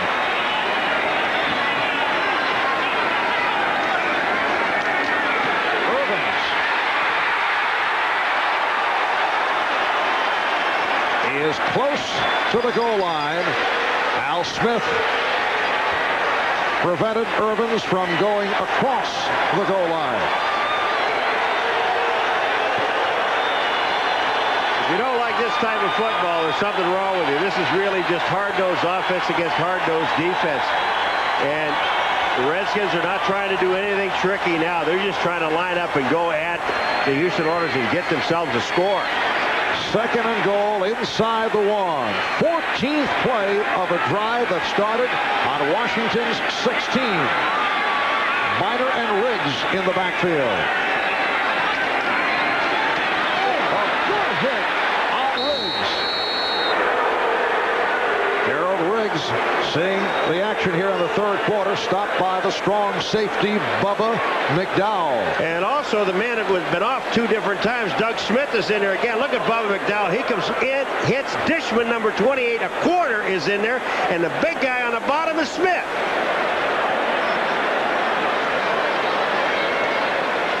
It is a 3rd and goal. The ball, however, is back at the 4. We're down to 40 seconds remaining in the 3rd. It's Houston 6 and Washington 3. Now Biner is the lone deep back. 87 Middleton in motion. Rippon throwing. Threw it away. Saw Monk was covered. So what do you do here? Field goal or go for the touchdown? He also saw Bubba McDowell coming, and he remembered what Bubba did to Gary Clark. So he said, "I'm going to throw this ball out of bounds." But they're going to go for the tie. Joe Gibbs is a very conservative guy, and he's going to, let some other things happen. There's a whole quarter to go yet. There's 23 seconds remaining in this 3rd. But with Lohmiller kicking the ball, that's almost automatic. Well, he hit earlier from 21 yards away. This is an 18-yard attempt. And he puts it through to tie the game. In the 3rd quarter here at R.F.K. Stadium in Washington, as Chip Lohmiller, who tied the game a moment ago at 6, kicks it off to the combination of Gary Brown and Alan Pinkett. And Pinkett will remain right there. So Houston will start out from its matchup of 2 6-2 ball clubs, Detroit and Chicago, with Detroit on top. Buffalo 13-3 over New England. San Francisco maintaining the 7-0 lead. Cleveland by 1 over Cincinnati. Green Bay has come from behind. They've tied the Jets. Minnesota moving in front of Tampa Bay. We're down to 15 seconds to go in the 3rd quarter. Houston first down from its 20-yard line. Houston and Washington even at 6. 81 Gibbons in motion. Moon completes just inside the 30-yard line. Alvoid Mays making the stop on Drew Hill, and time is running down in this third quarter. When we come back, it'll be a 2nd down and 1. We'll be back after this from the local. Here, you block him, and the center and the guard, you double team him. You block out here, you block here. We'll have the receiver out here, and the back right back in here runs in and gets tackled by this back. See, that's how that works. Paul captured so well. Well, he's just forgot to block that guy. 2nd down and 1. Now he's doing it to the other side. Look at that. Houston from the 29 as we get started. In the fourth quarter, the game tied at 6.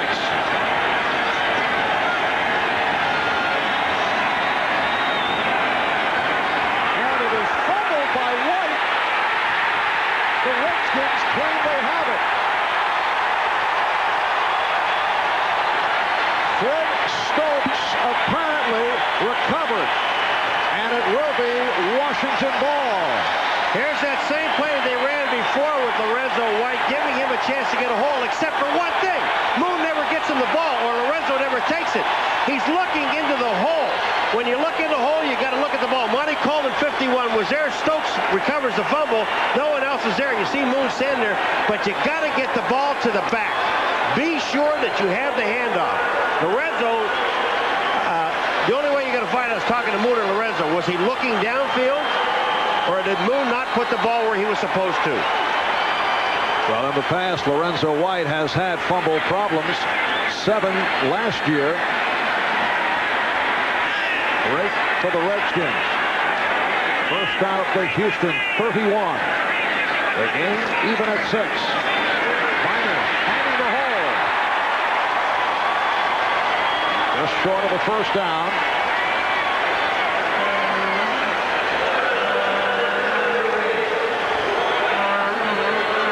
In the third quarter, Washington had the ball for 13 minutes and 10 seconds. It was a Redskin quarter. We got 3 points out of it.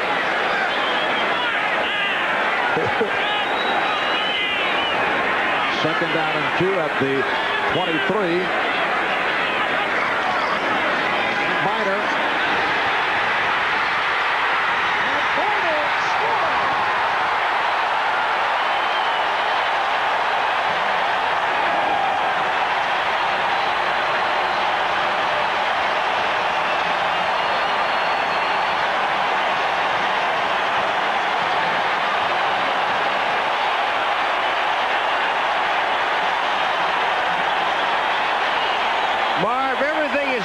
To the inside, and watch this.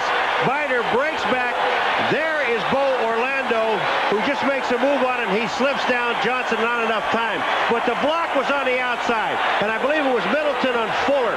He kicked Fuller to the outside. They blocked everybody back to the inside, and it was touchdown. Lo Miller adds the extra point following the 23-yard touchdown run by Ernest Biner. And the Redskins lead the Oilers 13-6.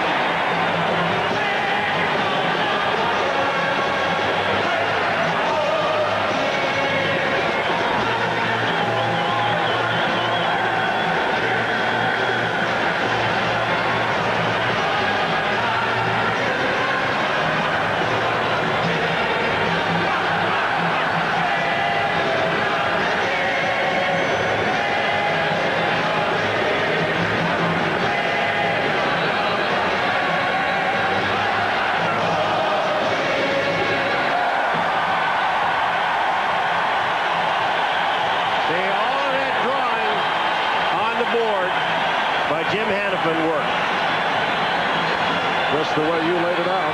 Yeah. The back went in. See? And he just juked Bo. It was gone. But the fumble recovered by Fred Stokes led to the touchdown run by Ernest Biner.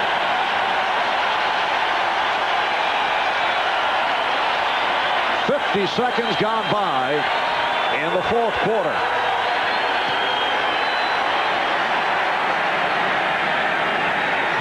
Pinkett on the return. And took a jarring shot.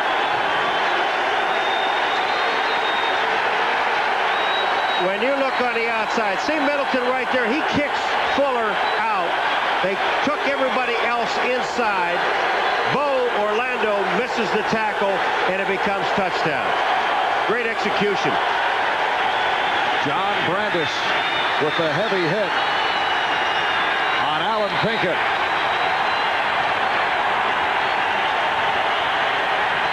Brandis, one of the Redskins' stars on the special teams. And this crowd has come alive. They're rocking now at R.F.K.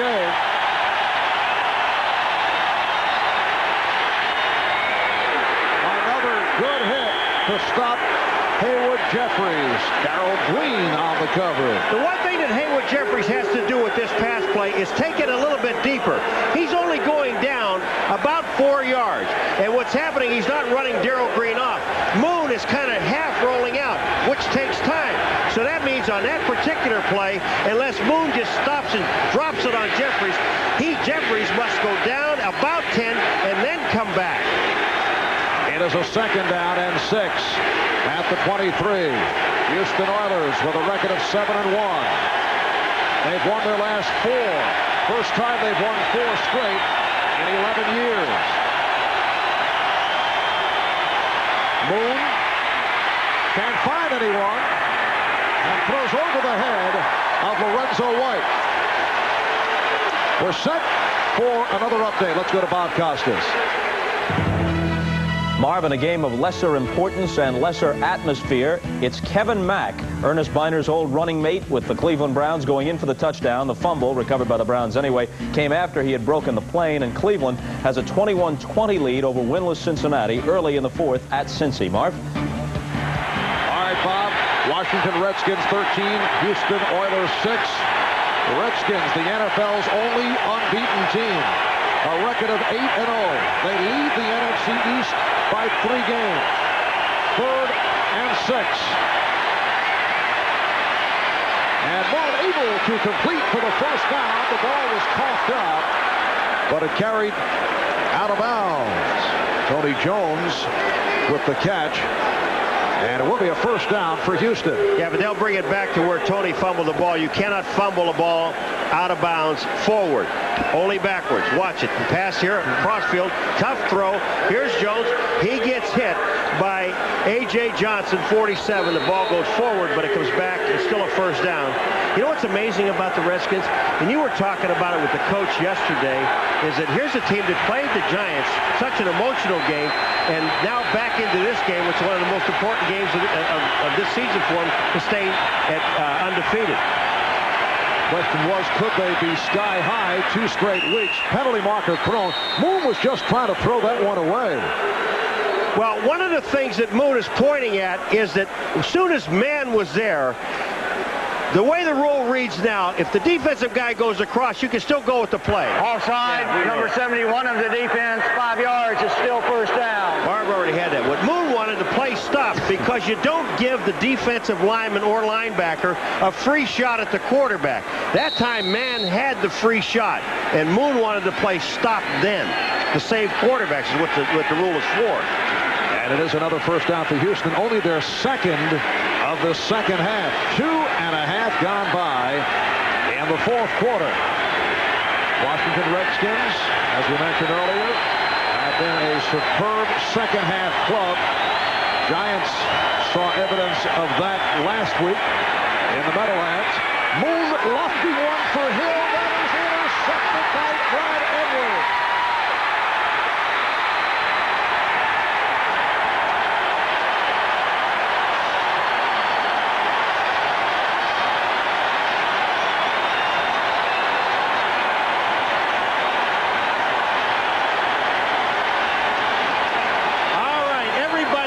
Upfield. Watch this. The linebackers are coming.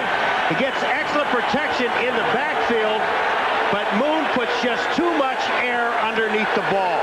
When the ball is thrown, here come the linebackers. Look at the protection. It's there. But the air he puts under gives Brad Edwards enough time to come across and get the interception.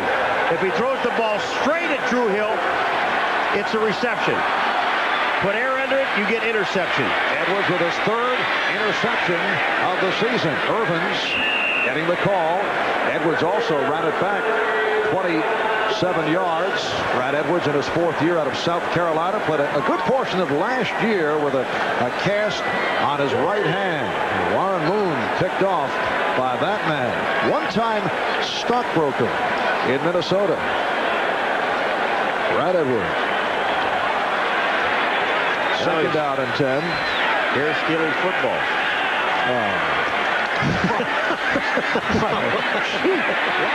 Ricky Sanders. Stopped by Darrell Lewis. Let's check out the Schick Tracer 10-minute ticker. Chicago now with a 3-point lead. Jim Harbaugh, 22-yard touchdown pass to Wendell Davis. Buffalo now by 6 over New England. Cleveland 21-20 over Cincinnati. Green Bay and the Jets tied at 13. Well, let's review that last line concerning the stock. It had nothing to do with the stock thing. I just said here he is now stealing footballs. And he is. He just stole one from Warren Moon. You'll get a few. No, it had nothing to do with stockbrokers. It's a third down and 3. And Rippon throws to a wide-open Gary Clark.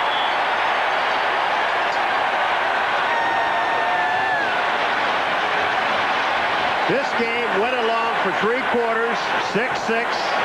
Nobody doing a whole lot, just kind of sparring back and forth, and then all of a sudden the things start to open up. Look at Clark. Disman's playing short. He's looking for coverage deep by Bubba McDowell, who never gets over there. Clark makes the catch and the first down inside the 15. 6 receptions, 88 yards for Clark. He started late. He's come on in the second half. A first down for Washington at the Houston 12. And a fumble on the snap. Houston said they have the ball. They have recovered.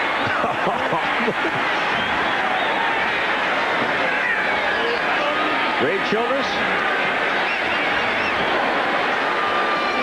It is Ray, man who calls himself Terminator 3. The Terminator 3. Ray Childress. So Houston will take over. They are trailing 13 to Washington. A look at what occurred just a moment ago to give the ball back to Houston. You know, when you see that, to guess and say it's Bostic's fault or Rippon's fault is kind of crazy. But when you look at it, it looks like Rippon was coming out a little bit too soon. 85 Hill in motion. Houston starting from its 14. Moon completing out of the 20-yard line to Drew Hill, who last Sunday had 6 receptions and a touchdown against the Cincinnati Bengals. Drew Hill says next year will be his finale. Just turned 35. You know, you take a look at some long drives for Houston. Is that impressive? It's not bad, huh? 9 touchdowns and a field goal. That pass there that Moon throws back to Drew Hill, that's the most dangerous pass you can throw because it's the whole length of the field. It gives the defense a chance to react. You really have to have confidence in your arm to make that kind of throw. Second down and 2. Look out. Moon running out of the pocket. And going down at the marker. You know, there is another rule that they put in, too, that when quarterbacks run and they slide, it's where they hit. Now, when Moon broke out that time, he hits the ground. The defense left him alone. He rolled a little bit, but they gave Moon the ball and Houston the ball where he landed, not where he rolled to, which I think is a good rule. Warren Moon, so well-respected, now considered one of the NFL's elder statesmen. NFL Commissioner Paul Tagliabue said that he thinks Moon will someday be a United States Senator. Get back to that in a moment. Moon going incomplete, intended for Hayward Jeffries, covered by Alvoy Mays. Paul Tagliabue said he thinks he could see Moon running for the Senate, but Warren was telling us that he has higher goals, wants to be a television football color commentator. That is his interest. Well, I think that's better than a senator. That pass that Moon just threw there was, if it was on target, it would have been intercepted. He threw the ball, looked like he almost threw the ball away to avoid Mays' interception. 2nd and 10 from the 26. And Moon throws the long ball. Intended for Curtis Duncan. Martin Mayhew with the coverage. That was tremendous coverage by Martin Mayhew. I don't think they've thrown the ball more than once or twice to Duncan all day long. And late, or right in the middle of the 4th quarter, here comes Moon back to Duncan. And watch this by Mayhew. He catches up the ball, is hanging again. Duncan had to slow down. Mayhew caught up. Now it's 3rd and 10. Martin Mayhew, one of a host of excellent pickups on Plan B by Charlie Casserly. Began his career with Buffalo. And Moon's pass was intercepted. Let's see what the ruling is. Mayhew feels he picked it off. It was intended for Duncan. And yes, he has. Well, again, we're going to get a pretty good look at it here. Here's Moon trying to throw the ball to the outside to Duncan. Mayhew is there. Does he have it? No. This is not an interception. It's going to be a punt. 4th down. Get your offense off the field. You can't give him the interception. The ball hit the ground. Here's another look. Yeah, watch between his arms. You see the ball coming down to the ground. This looks good right here, but not right there. The ball is on the ground. Interception. It is being reviewed. Yeah, well, when they get it upstairs, send the punt team out. But a couple of significant plays by Martin Mayhew. First, breaking up that long bomb intended for Curtis Duncan, and then once again providing the coverage on Duncan. He had 7 interceptions last year among the NFL leaders. This is 3rd season out of Florida State.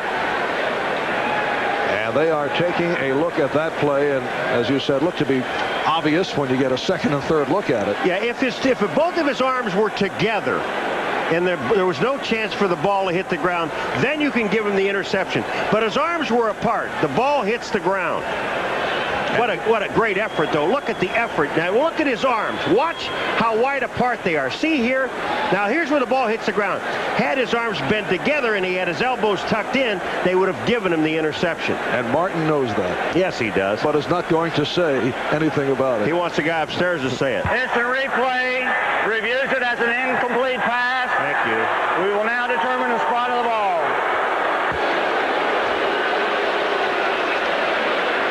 So they are determining the spot of the football, and then Greg Montgomery will punt. Martin tried to fool everybody. Now here's where you don't want to kick the ball to this man, Mr. Mitchell. Get the ball out of bounds somewhere, but don't let him return it and give him great field position again. Although to this point he has been held in check. 5th punt of the day by Montgomery. Now, in Houston, loneliness is being a punter in a run-and-shoot offense. Not much opportunity to punt. Only 34 times last year for Greg Montgomery in 16 games. He did average 45 per punt.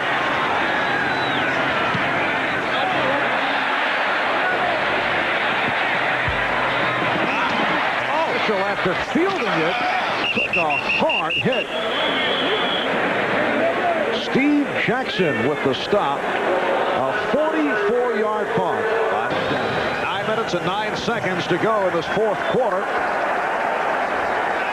They're putting a wrap around the waist of Haywood Jeffries. That's not a good sign. And Washington back to the offense from the 31. Ernest Biner, who has run well, reaching out near the 35. Al Smith made the stop. A look at the Schick Tracer 10-minute ticker. Chicago with the lead on Detroit. Buffalo pulling away once again. San Francisco maintaining that 7-0 advantage. Jim Breach kicking his 3rd field goal of the game for the 23-21 lead. And Green Bay moving in front of the Jets. Green Bay next week at home in Milwaukee for Buffalo. Minor 17 carries, 100 yards, 1 touchdown. 2nd down and 6 from the 35. Rippon going sideline for Art Monk. And he has the 1st down, covered by Bubba McDowell. Rippon on this rollout, and then watch Art Monk on the top of the screen. Now watch what he does. He goes out, settles himself, looks for the marker. He's sitting right there. Talk about heads-up play. That's the 3rd or 4th, at least 3 times that we know of this game that he has done that, to just get enough to get the 1st down to keep the drive alive. 8 catches, 60 yards for Art Monk. 1st down at the 43. Washington leading Houston by the score of 13-6. Minor off the delay. Lamar Latham made the stop, along with Marcus Robertson. Oh, Ernest Biner bouncing back from last week against the Giants when he was held on 10 carries, only 11 yards. And here's Ricky Irvins came on and had that terrific 2nd half. Here's where the Redskins, they go to 3 tight ends, and they'll throw from this formation. But what they want to do now is control the clock. They're getting down to 7 minutes to go in the 4th quarter. All they want to, don't make a dumb mistake. Don't expose the ball, because they've had some turnovers already in this ball game. 2nd down and 6. And a penalty marker down. Biner stopped by Smith. Now, if that's holding on a running play, that is a dumb play. This is something you don't want to do. You've got a drive going. You got 2nd down and about 7. Holding, number 85, 10 yards. Repeat, 2nd down. That's the tight end, Don Warren. This is the things that, you know, when you start going gray, these are the things that make you go gray as a coach. You're in a drive, everything is working, you're running the ball, you're picking up anywhere between 4 and 6 yards a carry, you're throwing short passes to pick up 1st downs, and then you get yourself into a situation now where it's 2nd down and about 17. And ball, the Redskins still going with Addix and Grimm at the tackles, with Lachey and Jacoby shaken up earlier. Another penalty marker thrown. Irvins out to the 45-yard line, stopped by Richard Johnson. Another holding penalty. It's another 10-yarder. Number 69, 10 yards, still 2nd down. And once again, it's the right guard, Mark Schlereth. I mean, again, you don't know how costly until the end of the game these things are. But you're in a situation now that you get the ball back, you stop Houston, one of the more powerful offenses in professional football, and you're on a move. You pick up a 1st down. You've got 2nd down and about 6, and now you're looking at 2nd down and 26. You mentioned a powerful offense. Well, they have been handcuffed. Time of possession has certainly contributed to it. They have not allowed Houston to have the football as often as they usually do. Here's Irvins. Bubba McDowell on the stop. Just under 6 minutes remaining in the 4th quarter. Well, Paul, here it is, the Xerox Sports Facts. And our question, and remember, don't give the answer right away. With Joe Montana injured, which active NFL quarterback has the best starting record? Can I give a hint? No. Let me give a hint. Plays with the Redskins. We are talking this time within the framework of football. Okay. Okay. I'm giving a hint. He plays. You were into the National Hockey League last time. There it is. Mark Rippon, 27 and 11. Rippon on 3rd down and 15. Couldn't find anyone. And then just throws one away. Gary Clark in the area. And the Redskins forced to punt. Here comes Kelly Goodburn. You know, you see the influence of Joe Gibbs with Rippon on that particular play. Here's Rippon, trapped. He's running. Childress is chasing him. They're sending a linebacker up to nail him, and he knows he can't complete the ball because everybody's covered. He throws the ball away. Heads up. Ernest Givens back at his 20. Washington suspecting that the Oilers might go after them. Here they come. They had been laying back earlier. And Givens with nowhere to go. A 40-yard punt. Houston back to the offense with 5-0. At R.F.K. Stadium in Washington. We're checking the Houston offensive line. They've been doing some shuffling here in the second half. A lot of shuffling. Flannery is out. Dave Williams is now playing left tackle. Dean Stankuler, number 70, is playing right tackle, and Doug Dawson is playing right guard, number 66. And they start out from the 21. They're trailing by a touchdown. Look out. Moon in trouble. Did he get it away? Penalty marker down. Fred Stokes on the blitz.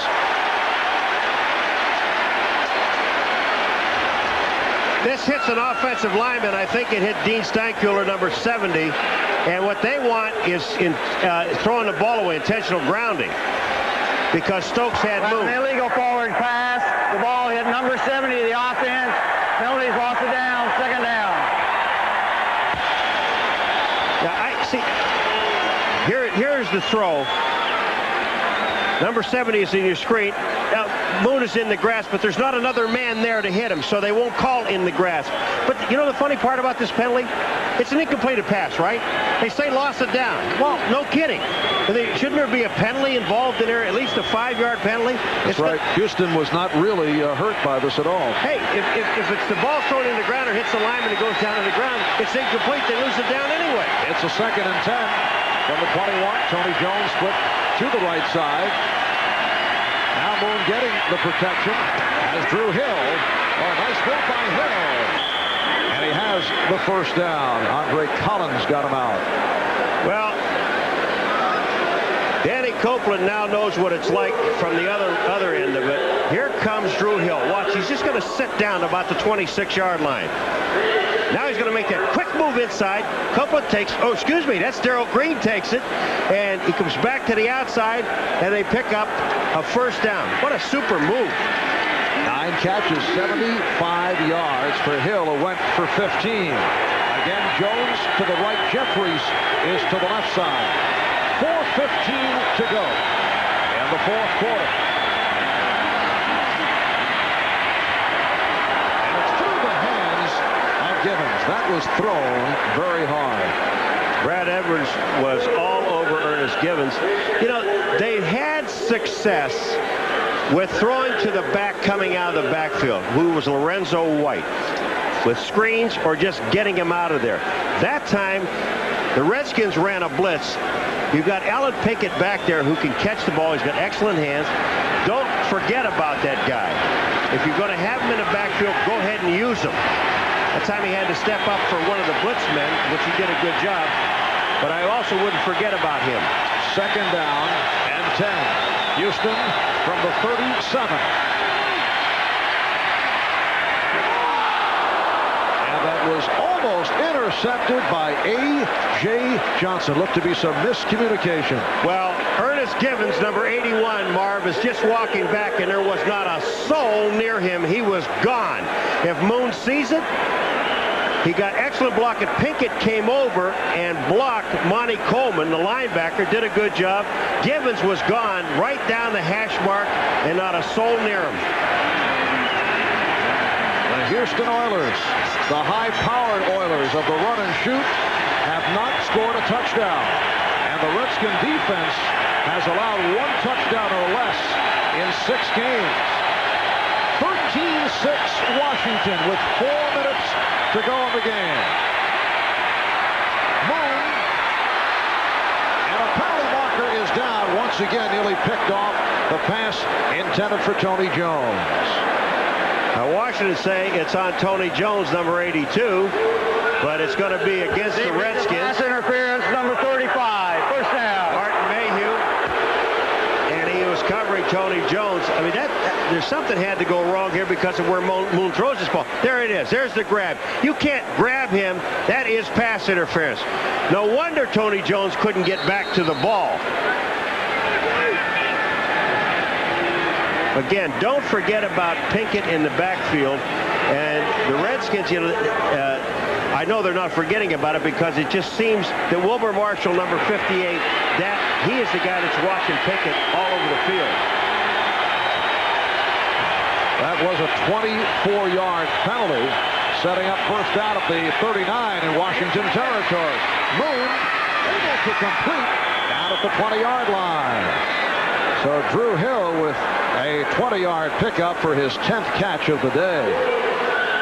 You know, when Moon throws this thing and it's going to come right at you, take a look at what's the zip on this ball. Bang, here it comes. No air underneath it. No chance to react. Elwood Mays did not have a chance to react when that ball comes zipping like that.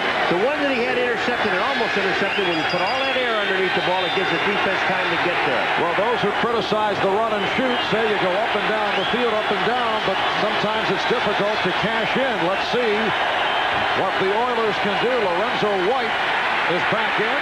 Moon completing down at the 15 with Jones.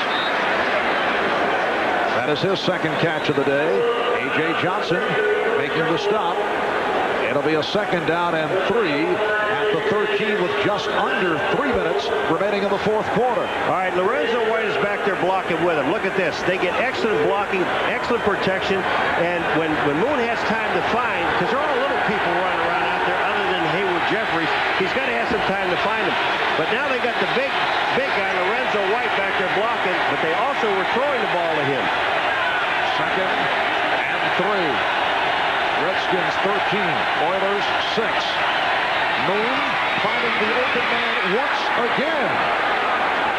Leonard Harris, who was reactivated after being sidelined 6 weeks, breaking a bone right above his knee, makes his return with his first catch of the day. He's going to find Leonard Harris. They've been looking all over. Look how quick that pass is to the outside. You had an excellent pickup by the offensive line and the back to get the protection for Moon. And it is a first down, a first and goal at the 3rd quarter here in Washington. The Redskins with a 13-6 lead. And the Oilers with a first and goal at the 3. And this is, doesn't take a genius to figure this out. It's four down territory. You've got to go for the touchdown. Field goal means absolutely nothing. Lorenzo White, the lone deep back.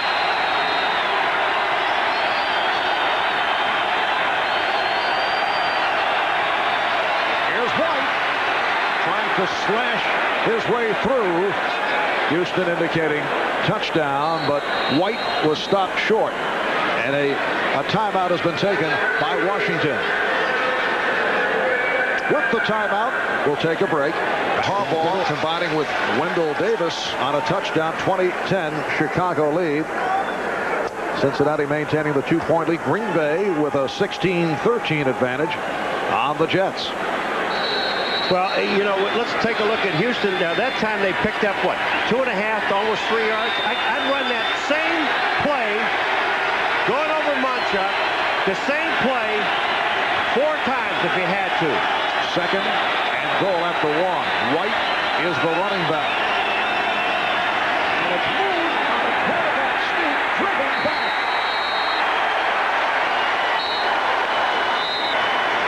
It appeared that James Gaithers was able to keep him away. Moon didn't lose any yardage, but he doesn't have the footing to get there. In order for a quarterback to move as big as the defensive linemen are, watch this. Watch what Moon does. He tries to lean forward. What you have to do as a quarterback, and it takes a split second to do it, is you got to take a step back to get yourself some leverage and then go forward with it. They took a timeout here. Moon's going to the sidelines. You got to go back to Lorenzo White again and just let him pound it off. He's back in that single back situation and run him right off of Munchak. And I think you'll see the score. A minute 45 remaining in this fourth quarter. It is a 3rd and goal at the 1. Washington down to 1 timeout remaining. Next Sunday, NBC Sports presenting an NFL doubleheader starting 12:30 Eastern Time with NFL Live. Most of you will see Jim Kelly and his Buffalo Bills play Green Bay in Milwaukee. We're going to be there. Yes, we will. I'm looking forward to Milwaukee. Now, let me tell you, remember in the Jet game when Moon ran that quarterback option going down the sideline? I wonder, or down the line of scrimmage, I wonder. Oh, another timeout. So Houston with 2 timeouts remaining. And we'll be right back over there to come up with the perfect play. But the guy that's going to call the perfect play is Kevin. And he's sitting over there with that headset on just saying, hey, I'll make the call. I'm the offensive coordinator. You know, when Moon ran that quarterback sneak, Marvy actually did lose a half a yard. It is a 3rd and goal at the 1. The lone D-back, Lorenzo White. Here's White. Touchdown. And now a pressure moment for Ian Halfield. See, I called that play 2 plays ago. But then you got to send the big guy up the middle. And here it comes, straight up. And Munchak and Matthews just get 2 excellent blocks. And when you knock the defensive man off the line of scrimmage, you get the touchdown. The Oilers now trail by 1. Ian Halfield has had a number of adventures. Remember, last week he missed 2 extra points, got a bad snap on another one. He has a new holder in the punter, Montgomery, trying to tie it. Whoa! He almost missed it. Mr. Excitement. Look at Jack scratching his head. But the game is tied at 13 with 1 minute and 42 remaining in this 4th quarter. Didn't look too good. It looked scary. Well, tonight, Halfield teeing it up, getting set to kick it off. The game is tied at 13. That is time remaining in this 4th quarter. A matchup of the 8-0 Washington Redskins and the 7-1 Houston Oilers.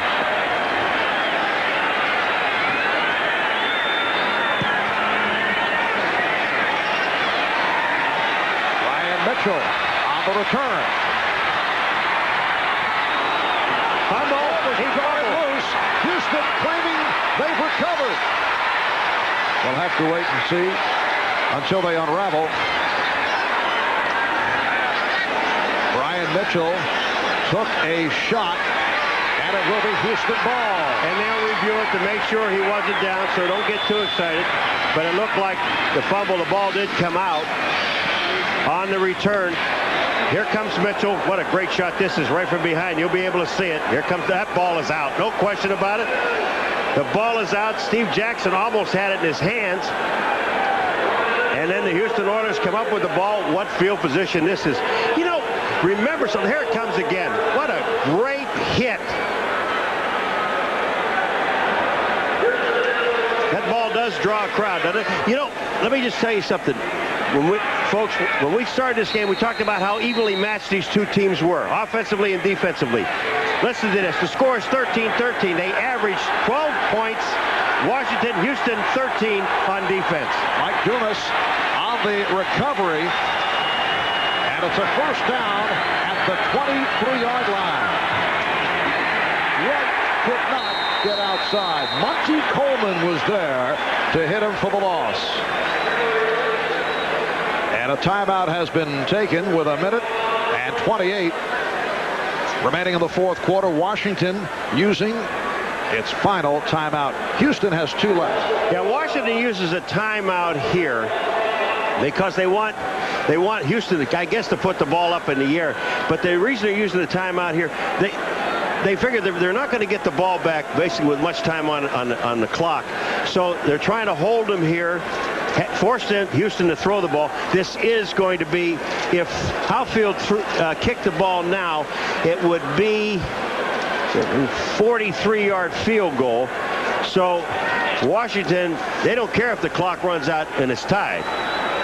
Ian Howfield, a young man who has had very limited experience, did not kick much in high school and in college of Tennessee. In fact, he was the backup, cut by 7 NFL teams. 1 WLAF team said no to him. He had been kicking for the Oklahoma City Twisters, a semi-pro club. Had his agent call Houston management after he sat in a bar, watched veterans Teddy Garcia and Raul Alegre struggle in the first 2 preseason games. Got a shot with Houston, made the club. He's had some tough times recently, but he's done all right today. Second down, 14. Moon able to complete. Ernest Gibbons stopped by Charles Mann. Clock is running. Down to 1:15 remaining in the 4th quarter. One-time Washington Redskin head coach and player Jack Pardee came to Washington back in 1971 as a 35-year-old linebacker. He was a card-carrying member of George Allen's over-the-hill gang after his all-pro days during a long career with the L.A. Rams. He was fired, though, by the Washington Redskins by the new owner, Jack Ken Cook. Joe Gibbs took over. Pardee says it's not a grudge match, but others on the order say he wants this one badly. White stopped by Monty Coleman. Down to 30 seconds. Moon took that play clock down to 1 second. This is the field goal. They just put the ball, try to put it in the middle of the field, or basically in the middle of the field. And now they'll let the clock run down to about 4 or 5 seconds. Call a timeout. I'd let it run down to 3. So you don't have to kick off. And this would be a 33-yard field goal attempt for Howfield, who earlier hit from 24 and from 24 and also converted the extra point. So we're down to 4 seconds. Check of the cannon 10-minute ticker. One final Buffalo just getting by New England. Well, Green Bay and the Jets go to overtime, and Minnesota has knocked off Tampa Bay. And coming up, the Head and Shoulders NFL Live post-game show hosted by Bob Costas. 4 seconds remaining in regulation. Houston and Washington tied at 13. Perhaps the Houston Oilers career of Ian Howfield on the line from 33 yards away. And it is no good.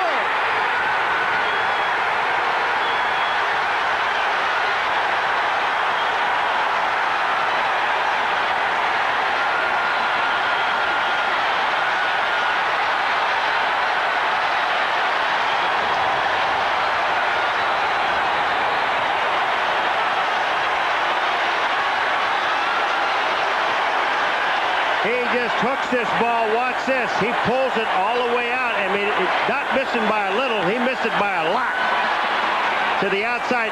Now, take this thing back, and here's the inexperienced holder. They always say they want the laces to be straight ahead. The laces were faced to the left. So when Howfield hit it, there may be some truth in it that the ball will go left. When Montgomery put the ball down, he did not get the laces straight ahead. 1 second remaining in regulation, and the Redskins run out the clock.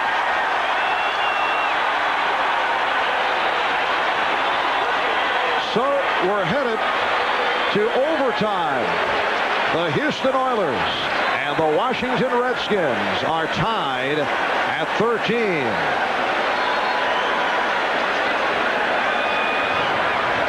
Overtime is coming up as Ian Howfield not able to hit from 33 yards away. All right, hold it right here. You see the laces, Marv? They are facing to the sideline. They're facing the way this ball is missed. Montgomery referee doesn't turn the ball. There are the laces. He hits it there, and the ball goes wide left. And we will have the coin flip for overtime.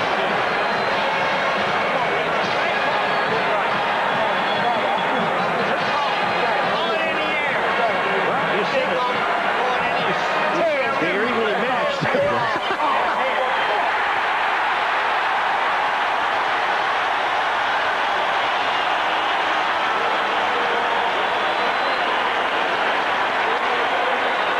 So the Redskins won the toss, and they will receive.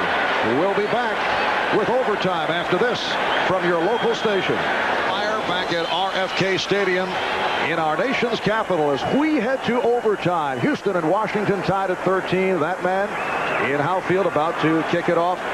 Could have put this one away, but was not able to hit from 33 yards out. Hit his 2 previous field goal attempts today, but he's had his problems. And the word from Houston was that if the problems continue, they would start to look at other possibilities during the course of this week. You know, and I looked, it was a combination of a couple things. He did miss it. I mean, I've never been a field goal kicker, and especially a sidewinder. I did punt, but according to kickers, and they say it over and over again, Scott Norwood said it happened to him in the Super Bowl, that the laces were to the right, and he kicked it right. And here we're looking at the ball, laces to the left, and Howfield hit it to the left. But when this score was 6-3 back in the first half, and I said this has some markings of overtime, I was only kidding. You guys, they weren't supposed to be listening. But we are on to overtime. Ryan Mitchell and Ricky Irvins are back deep.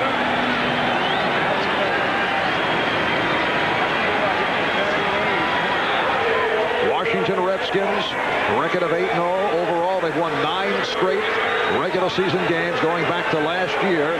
They've won 12 of the last 13. Their last loss at the hands of the Giants, Game 5 last season. Houston has won 4 in a row. First time they've won 4 straight in 11 years. And they are at 7-1. The best start in the history of the Houston Oilers franchise.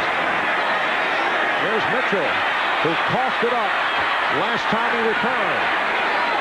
Oilers going for the ball, and he's able to hang on. Mike Dumas leading that charge to make the stop. I know the Redskins were happy when Howfield missed the field goal, but that man, Mitchell, was probably the happiest man in the stadium after coughing up the kickoff return. That was turnover number 4 for Washington today. 3 fumbles and an interception. Houston with 2. Ryan Mitchell in his second year out of Southwest Louisiana. So the Redskins start from their 14. Rippon with the sideline pass for Sanders. Covered by McDowell. It is a first down for the Redskins. They just throw this. They split the tight end to their right, and they put the 3 wide receivers to one side. Bubba McDowell is there. Sanders to stay in bounds and pick up the first down. Just heads up play. Good throw, good catch. Ricky Irvins is the lone deep back. Rippon is now 20 for 31. Rippon in the time has Irvins. He's hit down across the 30-yard line. He's going to throw the ball out to Art Monk, number 81. But Bubba McDowell got right in the way. Had he thrown it, it would have been intercepted, or at least had a shot of intercepting and go for a touchdown. Rippon pulled the ball back and hit Irving. It's a second down and 4. Washington at its 31-yard line. Redskins and Oilers tied at 13 with a minute gone by in overtime. There's nobody on Monk. And he went that way, but it was deflected. Nobody lined up on Monk. Bubba McDowell did line up on him, and then decided to blitz. He moved inside, and Monk was standing there. He ran outside, so he runs out into coverage, and then the ball was tipped. The ball is tipped at the line of scrimmage by Jeff Alm.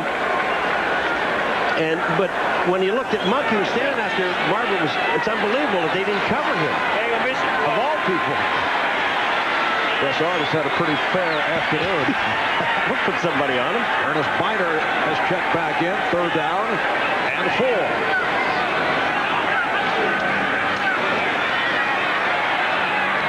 And it's dropped.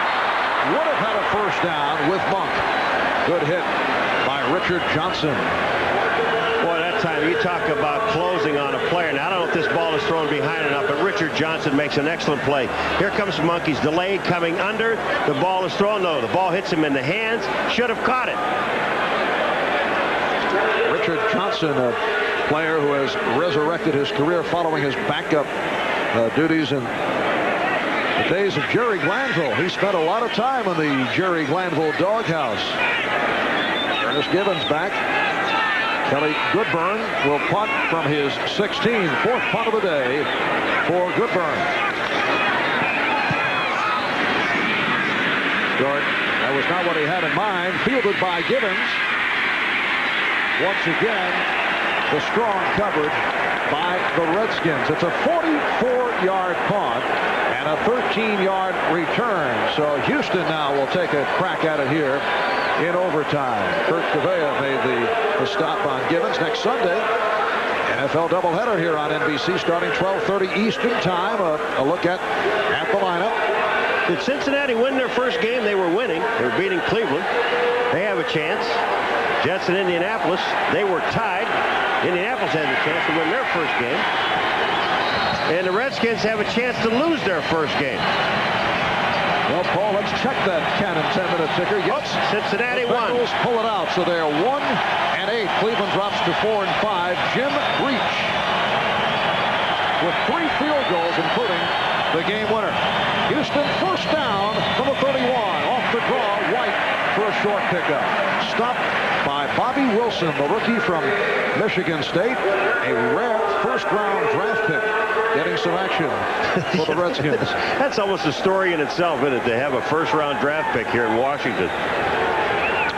Bobby Wilson came up with a pivotal play against the Giants last week when he dropped Rodney Hampton for a 6-yard loss and a 3rd and 1 in the 4th quarter. 2nd and 8 from the 33. Houston has run for only 25 yards today.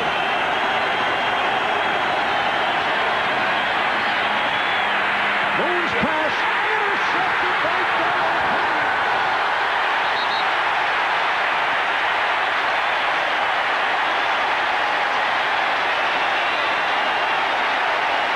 What a super play by Darrell Green, because what happened is Moon is throwing the ball to Hayward Jeffries, and Darrell Green comes around him. He is much right to this football as Jeffries has. Moon is being hit, but look at that play. Now Jeffries is looking to get a call there, but this is just super defense. Look at Green. He's going right to the ball. No hands on Jeffries, but Moon was hit when he threw it. 5th interception of the season. Turnover. The interception by Darrell Green to get the ball back for Washington. The man that caused it is Gathers, is number 97, who just takes the offensive lineman all the way back into Moon and knocks Moon off stride. And the ball was thrown to the inside. Darrell Green makes the reaction, gets his interception, and now the Redskins at the 33-yard line. They were reviewing this so that people understand, but there was no evidence of anything but an interception. So Darrell celebrating his 5th interception of the season. And Washington starting from the Houston 33. 2.5 into this overtime session. Here's Biner inside the 30. Ernest Biner has cracked the 100-yard mark. Al Smith made the stop. Darrell Green, the fastest man in the NFL, again. You know, with Low Miller, and he's up here on about the 40-yard line. He's on the field swinging his leg. You know, he is so active. after it. Where do you have to get to, Marv, where you just decide, okay, it's time, let's put him in and let's end this thing? He has one of the strongest legs in the game. Last year, hit from 53, 55, 56. Second down and 5 at the 28. Change of direction by Biner, looking to protect the ball. And I don't imagine that the Redskins will put the ball in the air in this part of the field under any circumstances. I mean, you're in Low Miller's range right now. If he kicks the ball's at the 25, it goes back to the 32, which is a 42-yard kick. That's not that much for that young man. I mean, he can flat kick a football. He hit earlier from 21 and from 20. He is 17 for 21 for the season. One of the NFL's best, waiting in the wings. Third down and 2. Biner looking for the first down. I think he's going to be about half the football short of the first down, which brings in Chip Lowmiller. Might bring him in anyway. They're going to be short. You are anxious to wrap it. No, 8 o'clock flight. I'm around for a while. But I don't think they made it.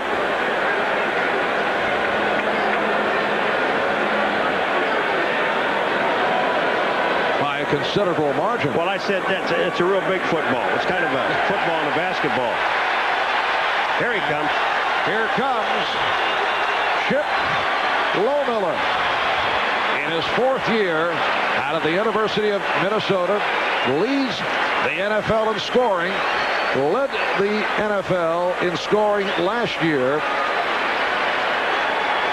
The holder is the backup quarterback, Jeff Rutledge. It will be a 41-yard attempt. Washington and Houston are tied at 13. 4 minutes into overtime. Houston's taking a timeout. They want a timeout.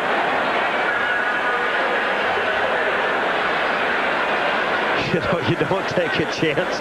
But I was looking down there before they lined up, Marv, and Houston they're going to have 11 men right up on the line of scrimmage coming. If if the holder just dinked the ball over the line of scrimmage, it's touchdown.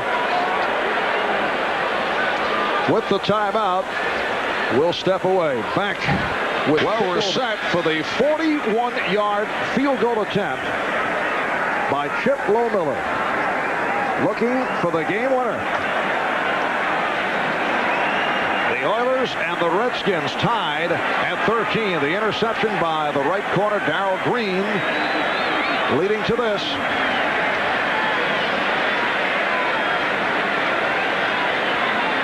Houston a moment ago taking the timeout. A lot of thinking time for Chip Lowmiller.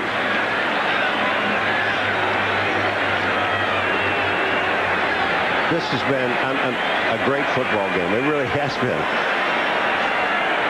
Everything that you want to happen in a ball game happens. If you want defense and love it, this was it. And the Redskins seeking to make it 9-0. There they come. Looking for 10 straight here at R.F.K. From 41 yards away. It is up. It is good.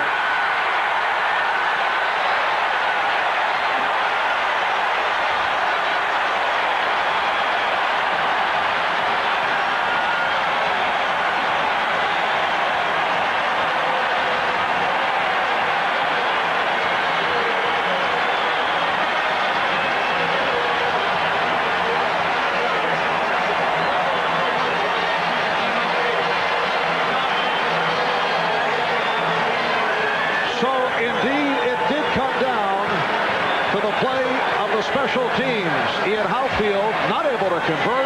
This man, Chip Lowmiller, did from 41 yards away.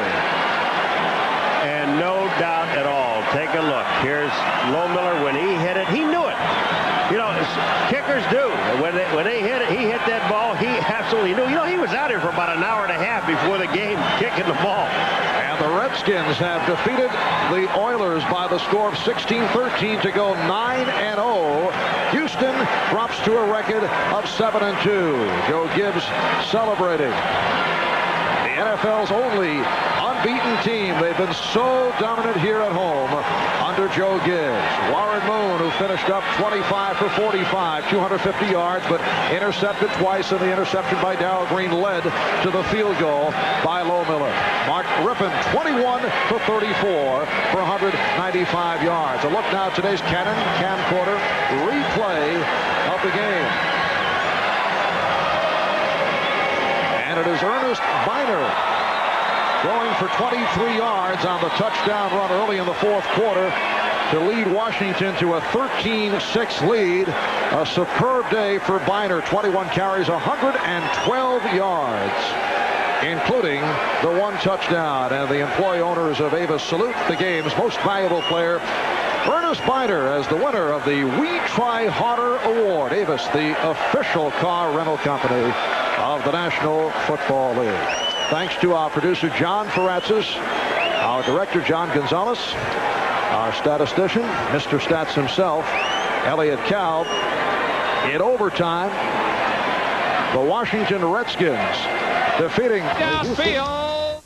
Taylor made the catch. It was Joe Mack. He breaks away. He's to the 40. He's to the 30. Down to the 20. He's being chased by Sanders. He'll get there. Touchdown 49ers. Third down and 6 from the 8-yard line of the Lions. Gentry in motion out of the shotgun. Snap to Harbaugh. Rushes on. Harbaugh has time. Steps up. He rolls right. Going to take it himself. Throws the end zone. Touchdown! Wendell Davis. 25 seconds left. Millen back. Millen looks. Millen throws. And it is broken up and intercepted by the Bills. Picked off by Dale Talley on the deflection. And the Bills have the ball, and that will end the game. Hold is good. Kick is up. It's enough there. No good. Wide left. Wide left. Jurgensen calls it. I told you. Can you believe that? Just remember one thing. God has the Redskins in a pool. Here we go. The spot is the 31. A 41-yard kick from the right side hash mark. Hold is good. Kick is up. There's enough to it. It's good. The Redskins win in overtime. 10 seconds on the game clock. Walsh has the ball first and 10. Throw to the left side. Long throw. Hung up, and it is a touchdown. Second and 10 at the 44. Niners are all backed up for this Hail Mary pass. Everybody's down there. The ball is bumped around. Who's got touchdown? Touchdown Falcons. They took it out of the pile. They got the touchdown to Michael Hayes. Unbelievable finish. I'll tell you. NFC West leading Denver Broncos.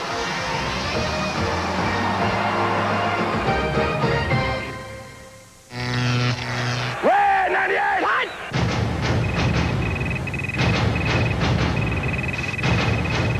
In the high-tech world of the NFL, John Elway is the prototype quarterback. Bionic arm, speed and strength, unlimited athletic ability. Now he even calls the plays. Let's go red right, one short divide, power 47-year-old pinch on 2. Ready? By calling your own plays, there's a heck of a lot more incentive to get things done. Draw right fullback slant on set hut. Set hut. Tight, tight. Set hut. Red 98. Red 98. Chiefs in their division. A win tonight gives them some breathing room. A loss would make it a 4-team race again. The equation for the Pittsburgh Steelers is much simpler. Win and move toward a spot in the playoff race, or lose and be on the verge of writing off the season. Good evening, everybody. I'm Mike Patrick, and it's great to have you with us. The World Series was a perfect example of worst to first. Well, the Denver Broncos are trying to pull off the same thing in the AFC West. After last year's collapse, they went out and upgraded their personnel, and then Coach Dan Reeves went against conventional wisdom and told his quarterback, John Elway, that he could call his own plays. And Joe Theismann, that is an element of control that most coaches are not willing to give up. Well, Mike, not only most coaches are willing to give that up. And the reason Dan Reeves did it, he wanted to jumpstart John Elway. He felt he had a lackluster year, wanted to make it exciting for him. He has called his own plays for the first 6 weeks. But after week 7, he started to call them only on first and second down. He felt that with a lot of the personnel changes the Broncos had to do, it would take a little bit of a burden off of John.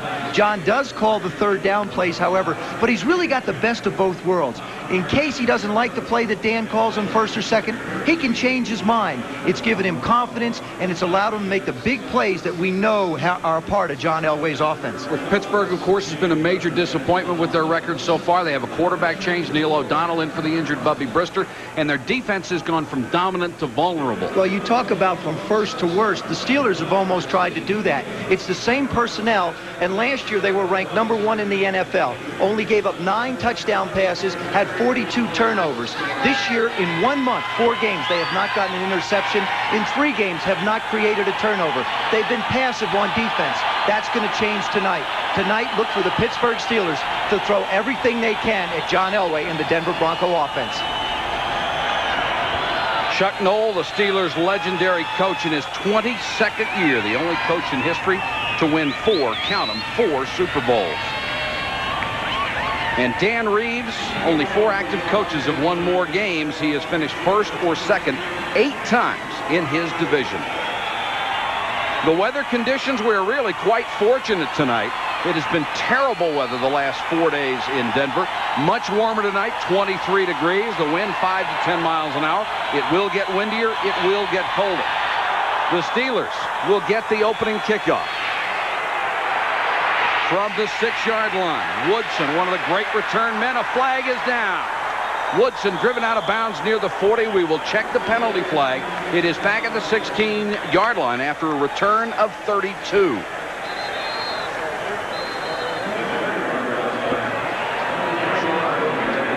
Dick Hantek, our referee tonight.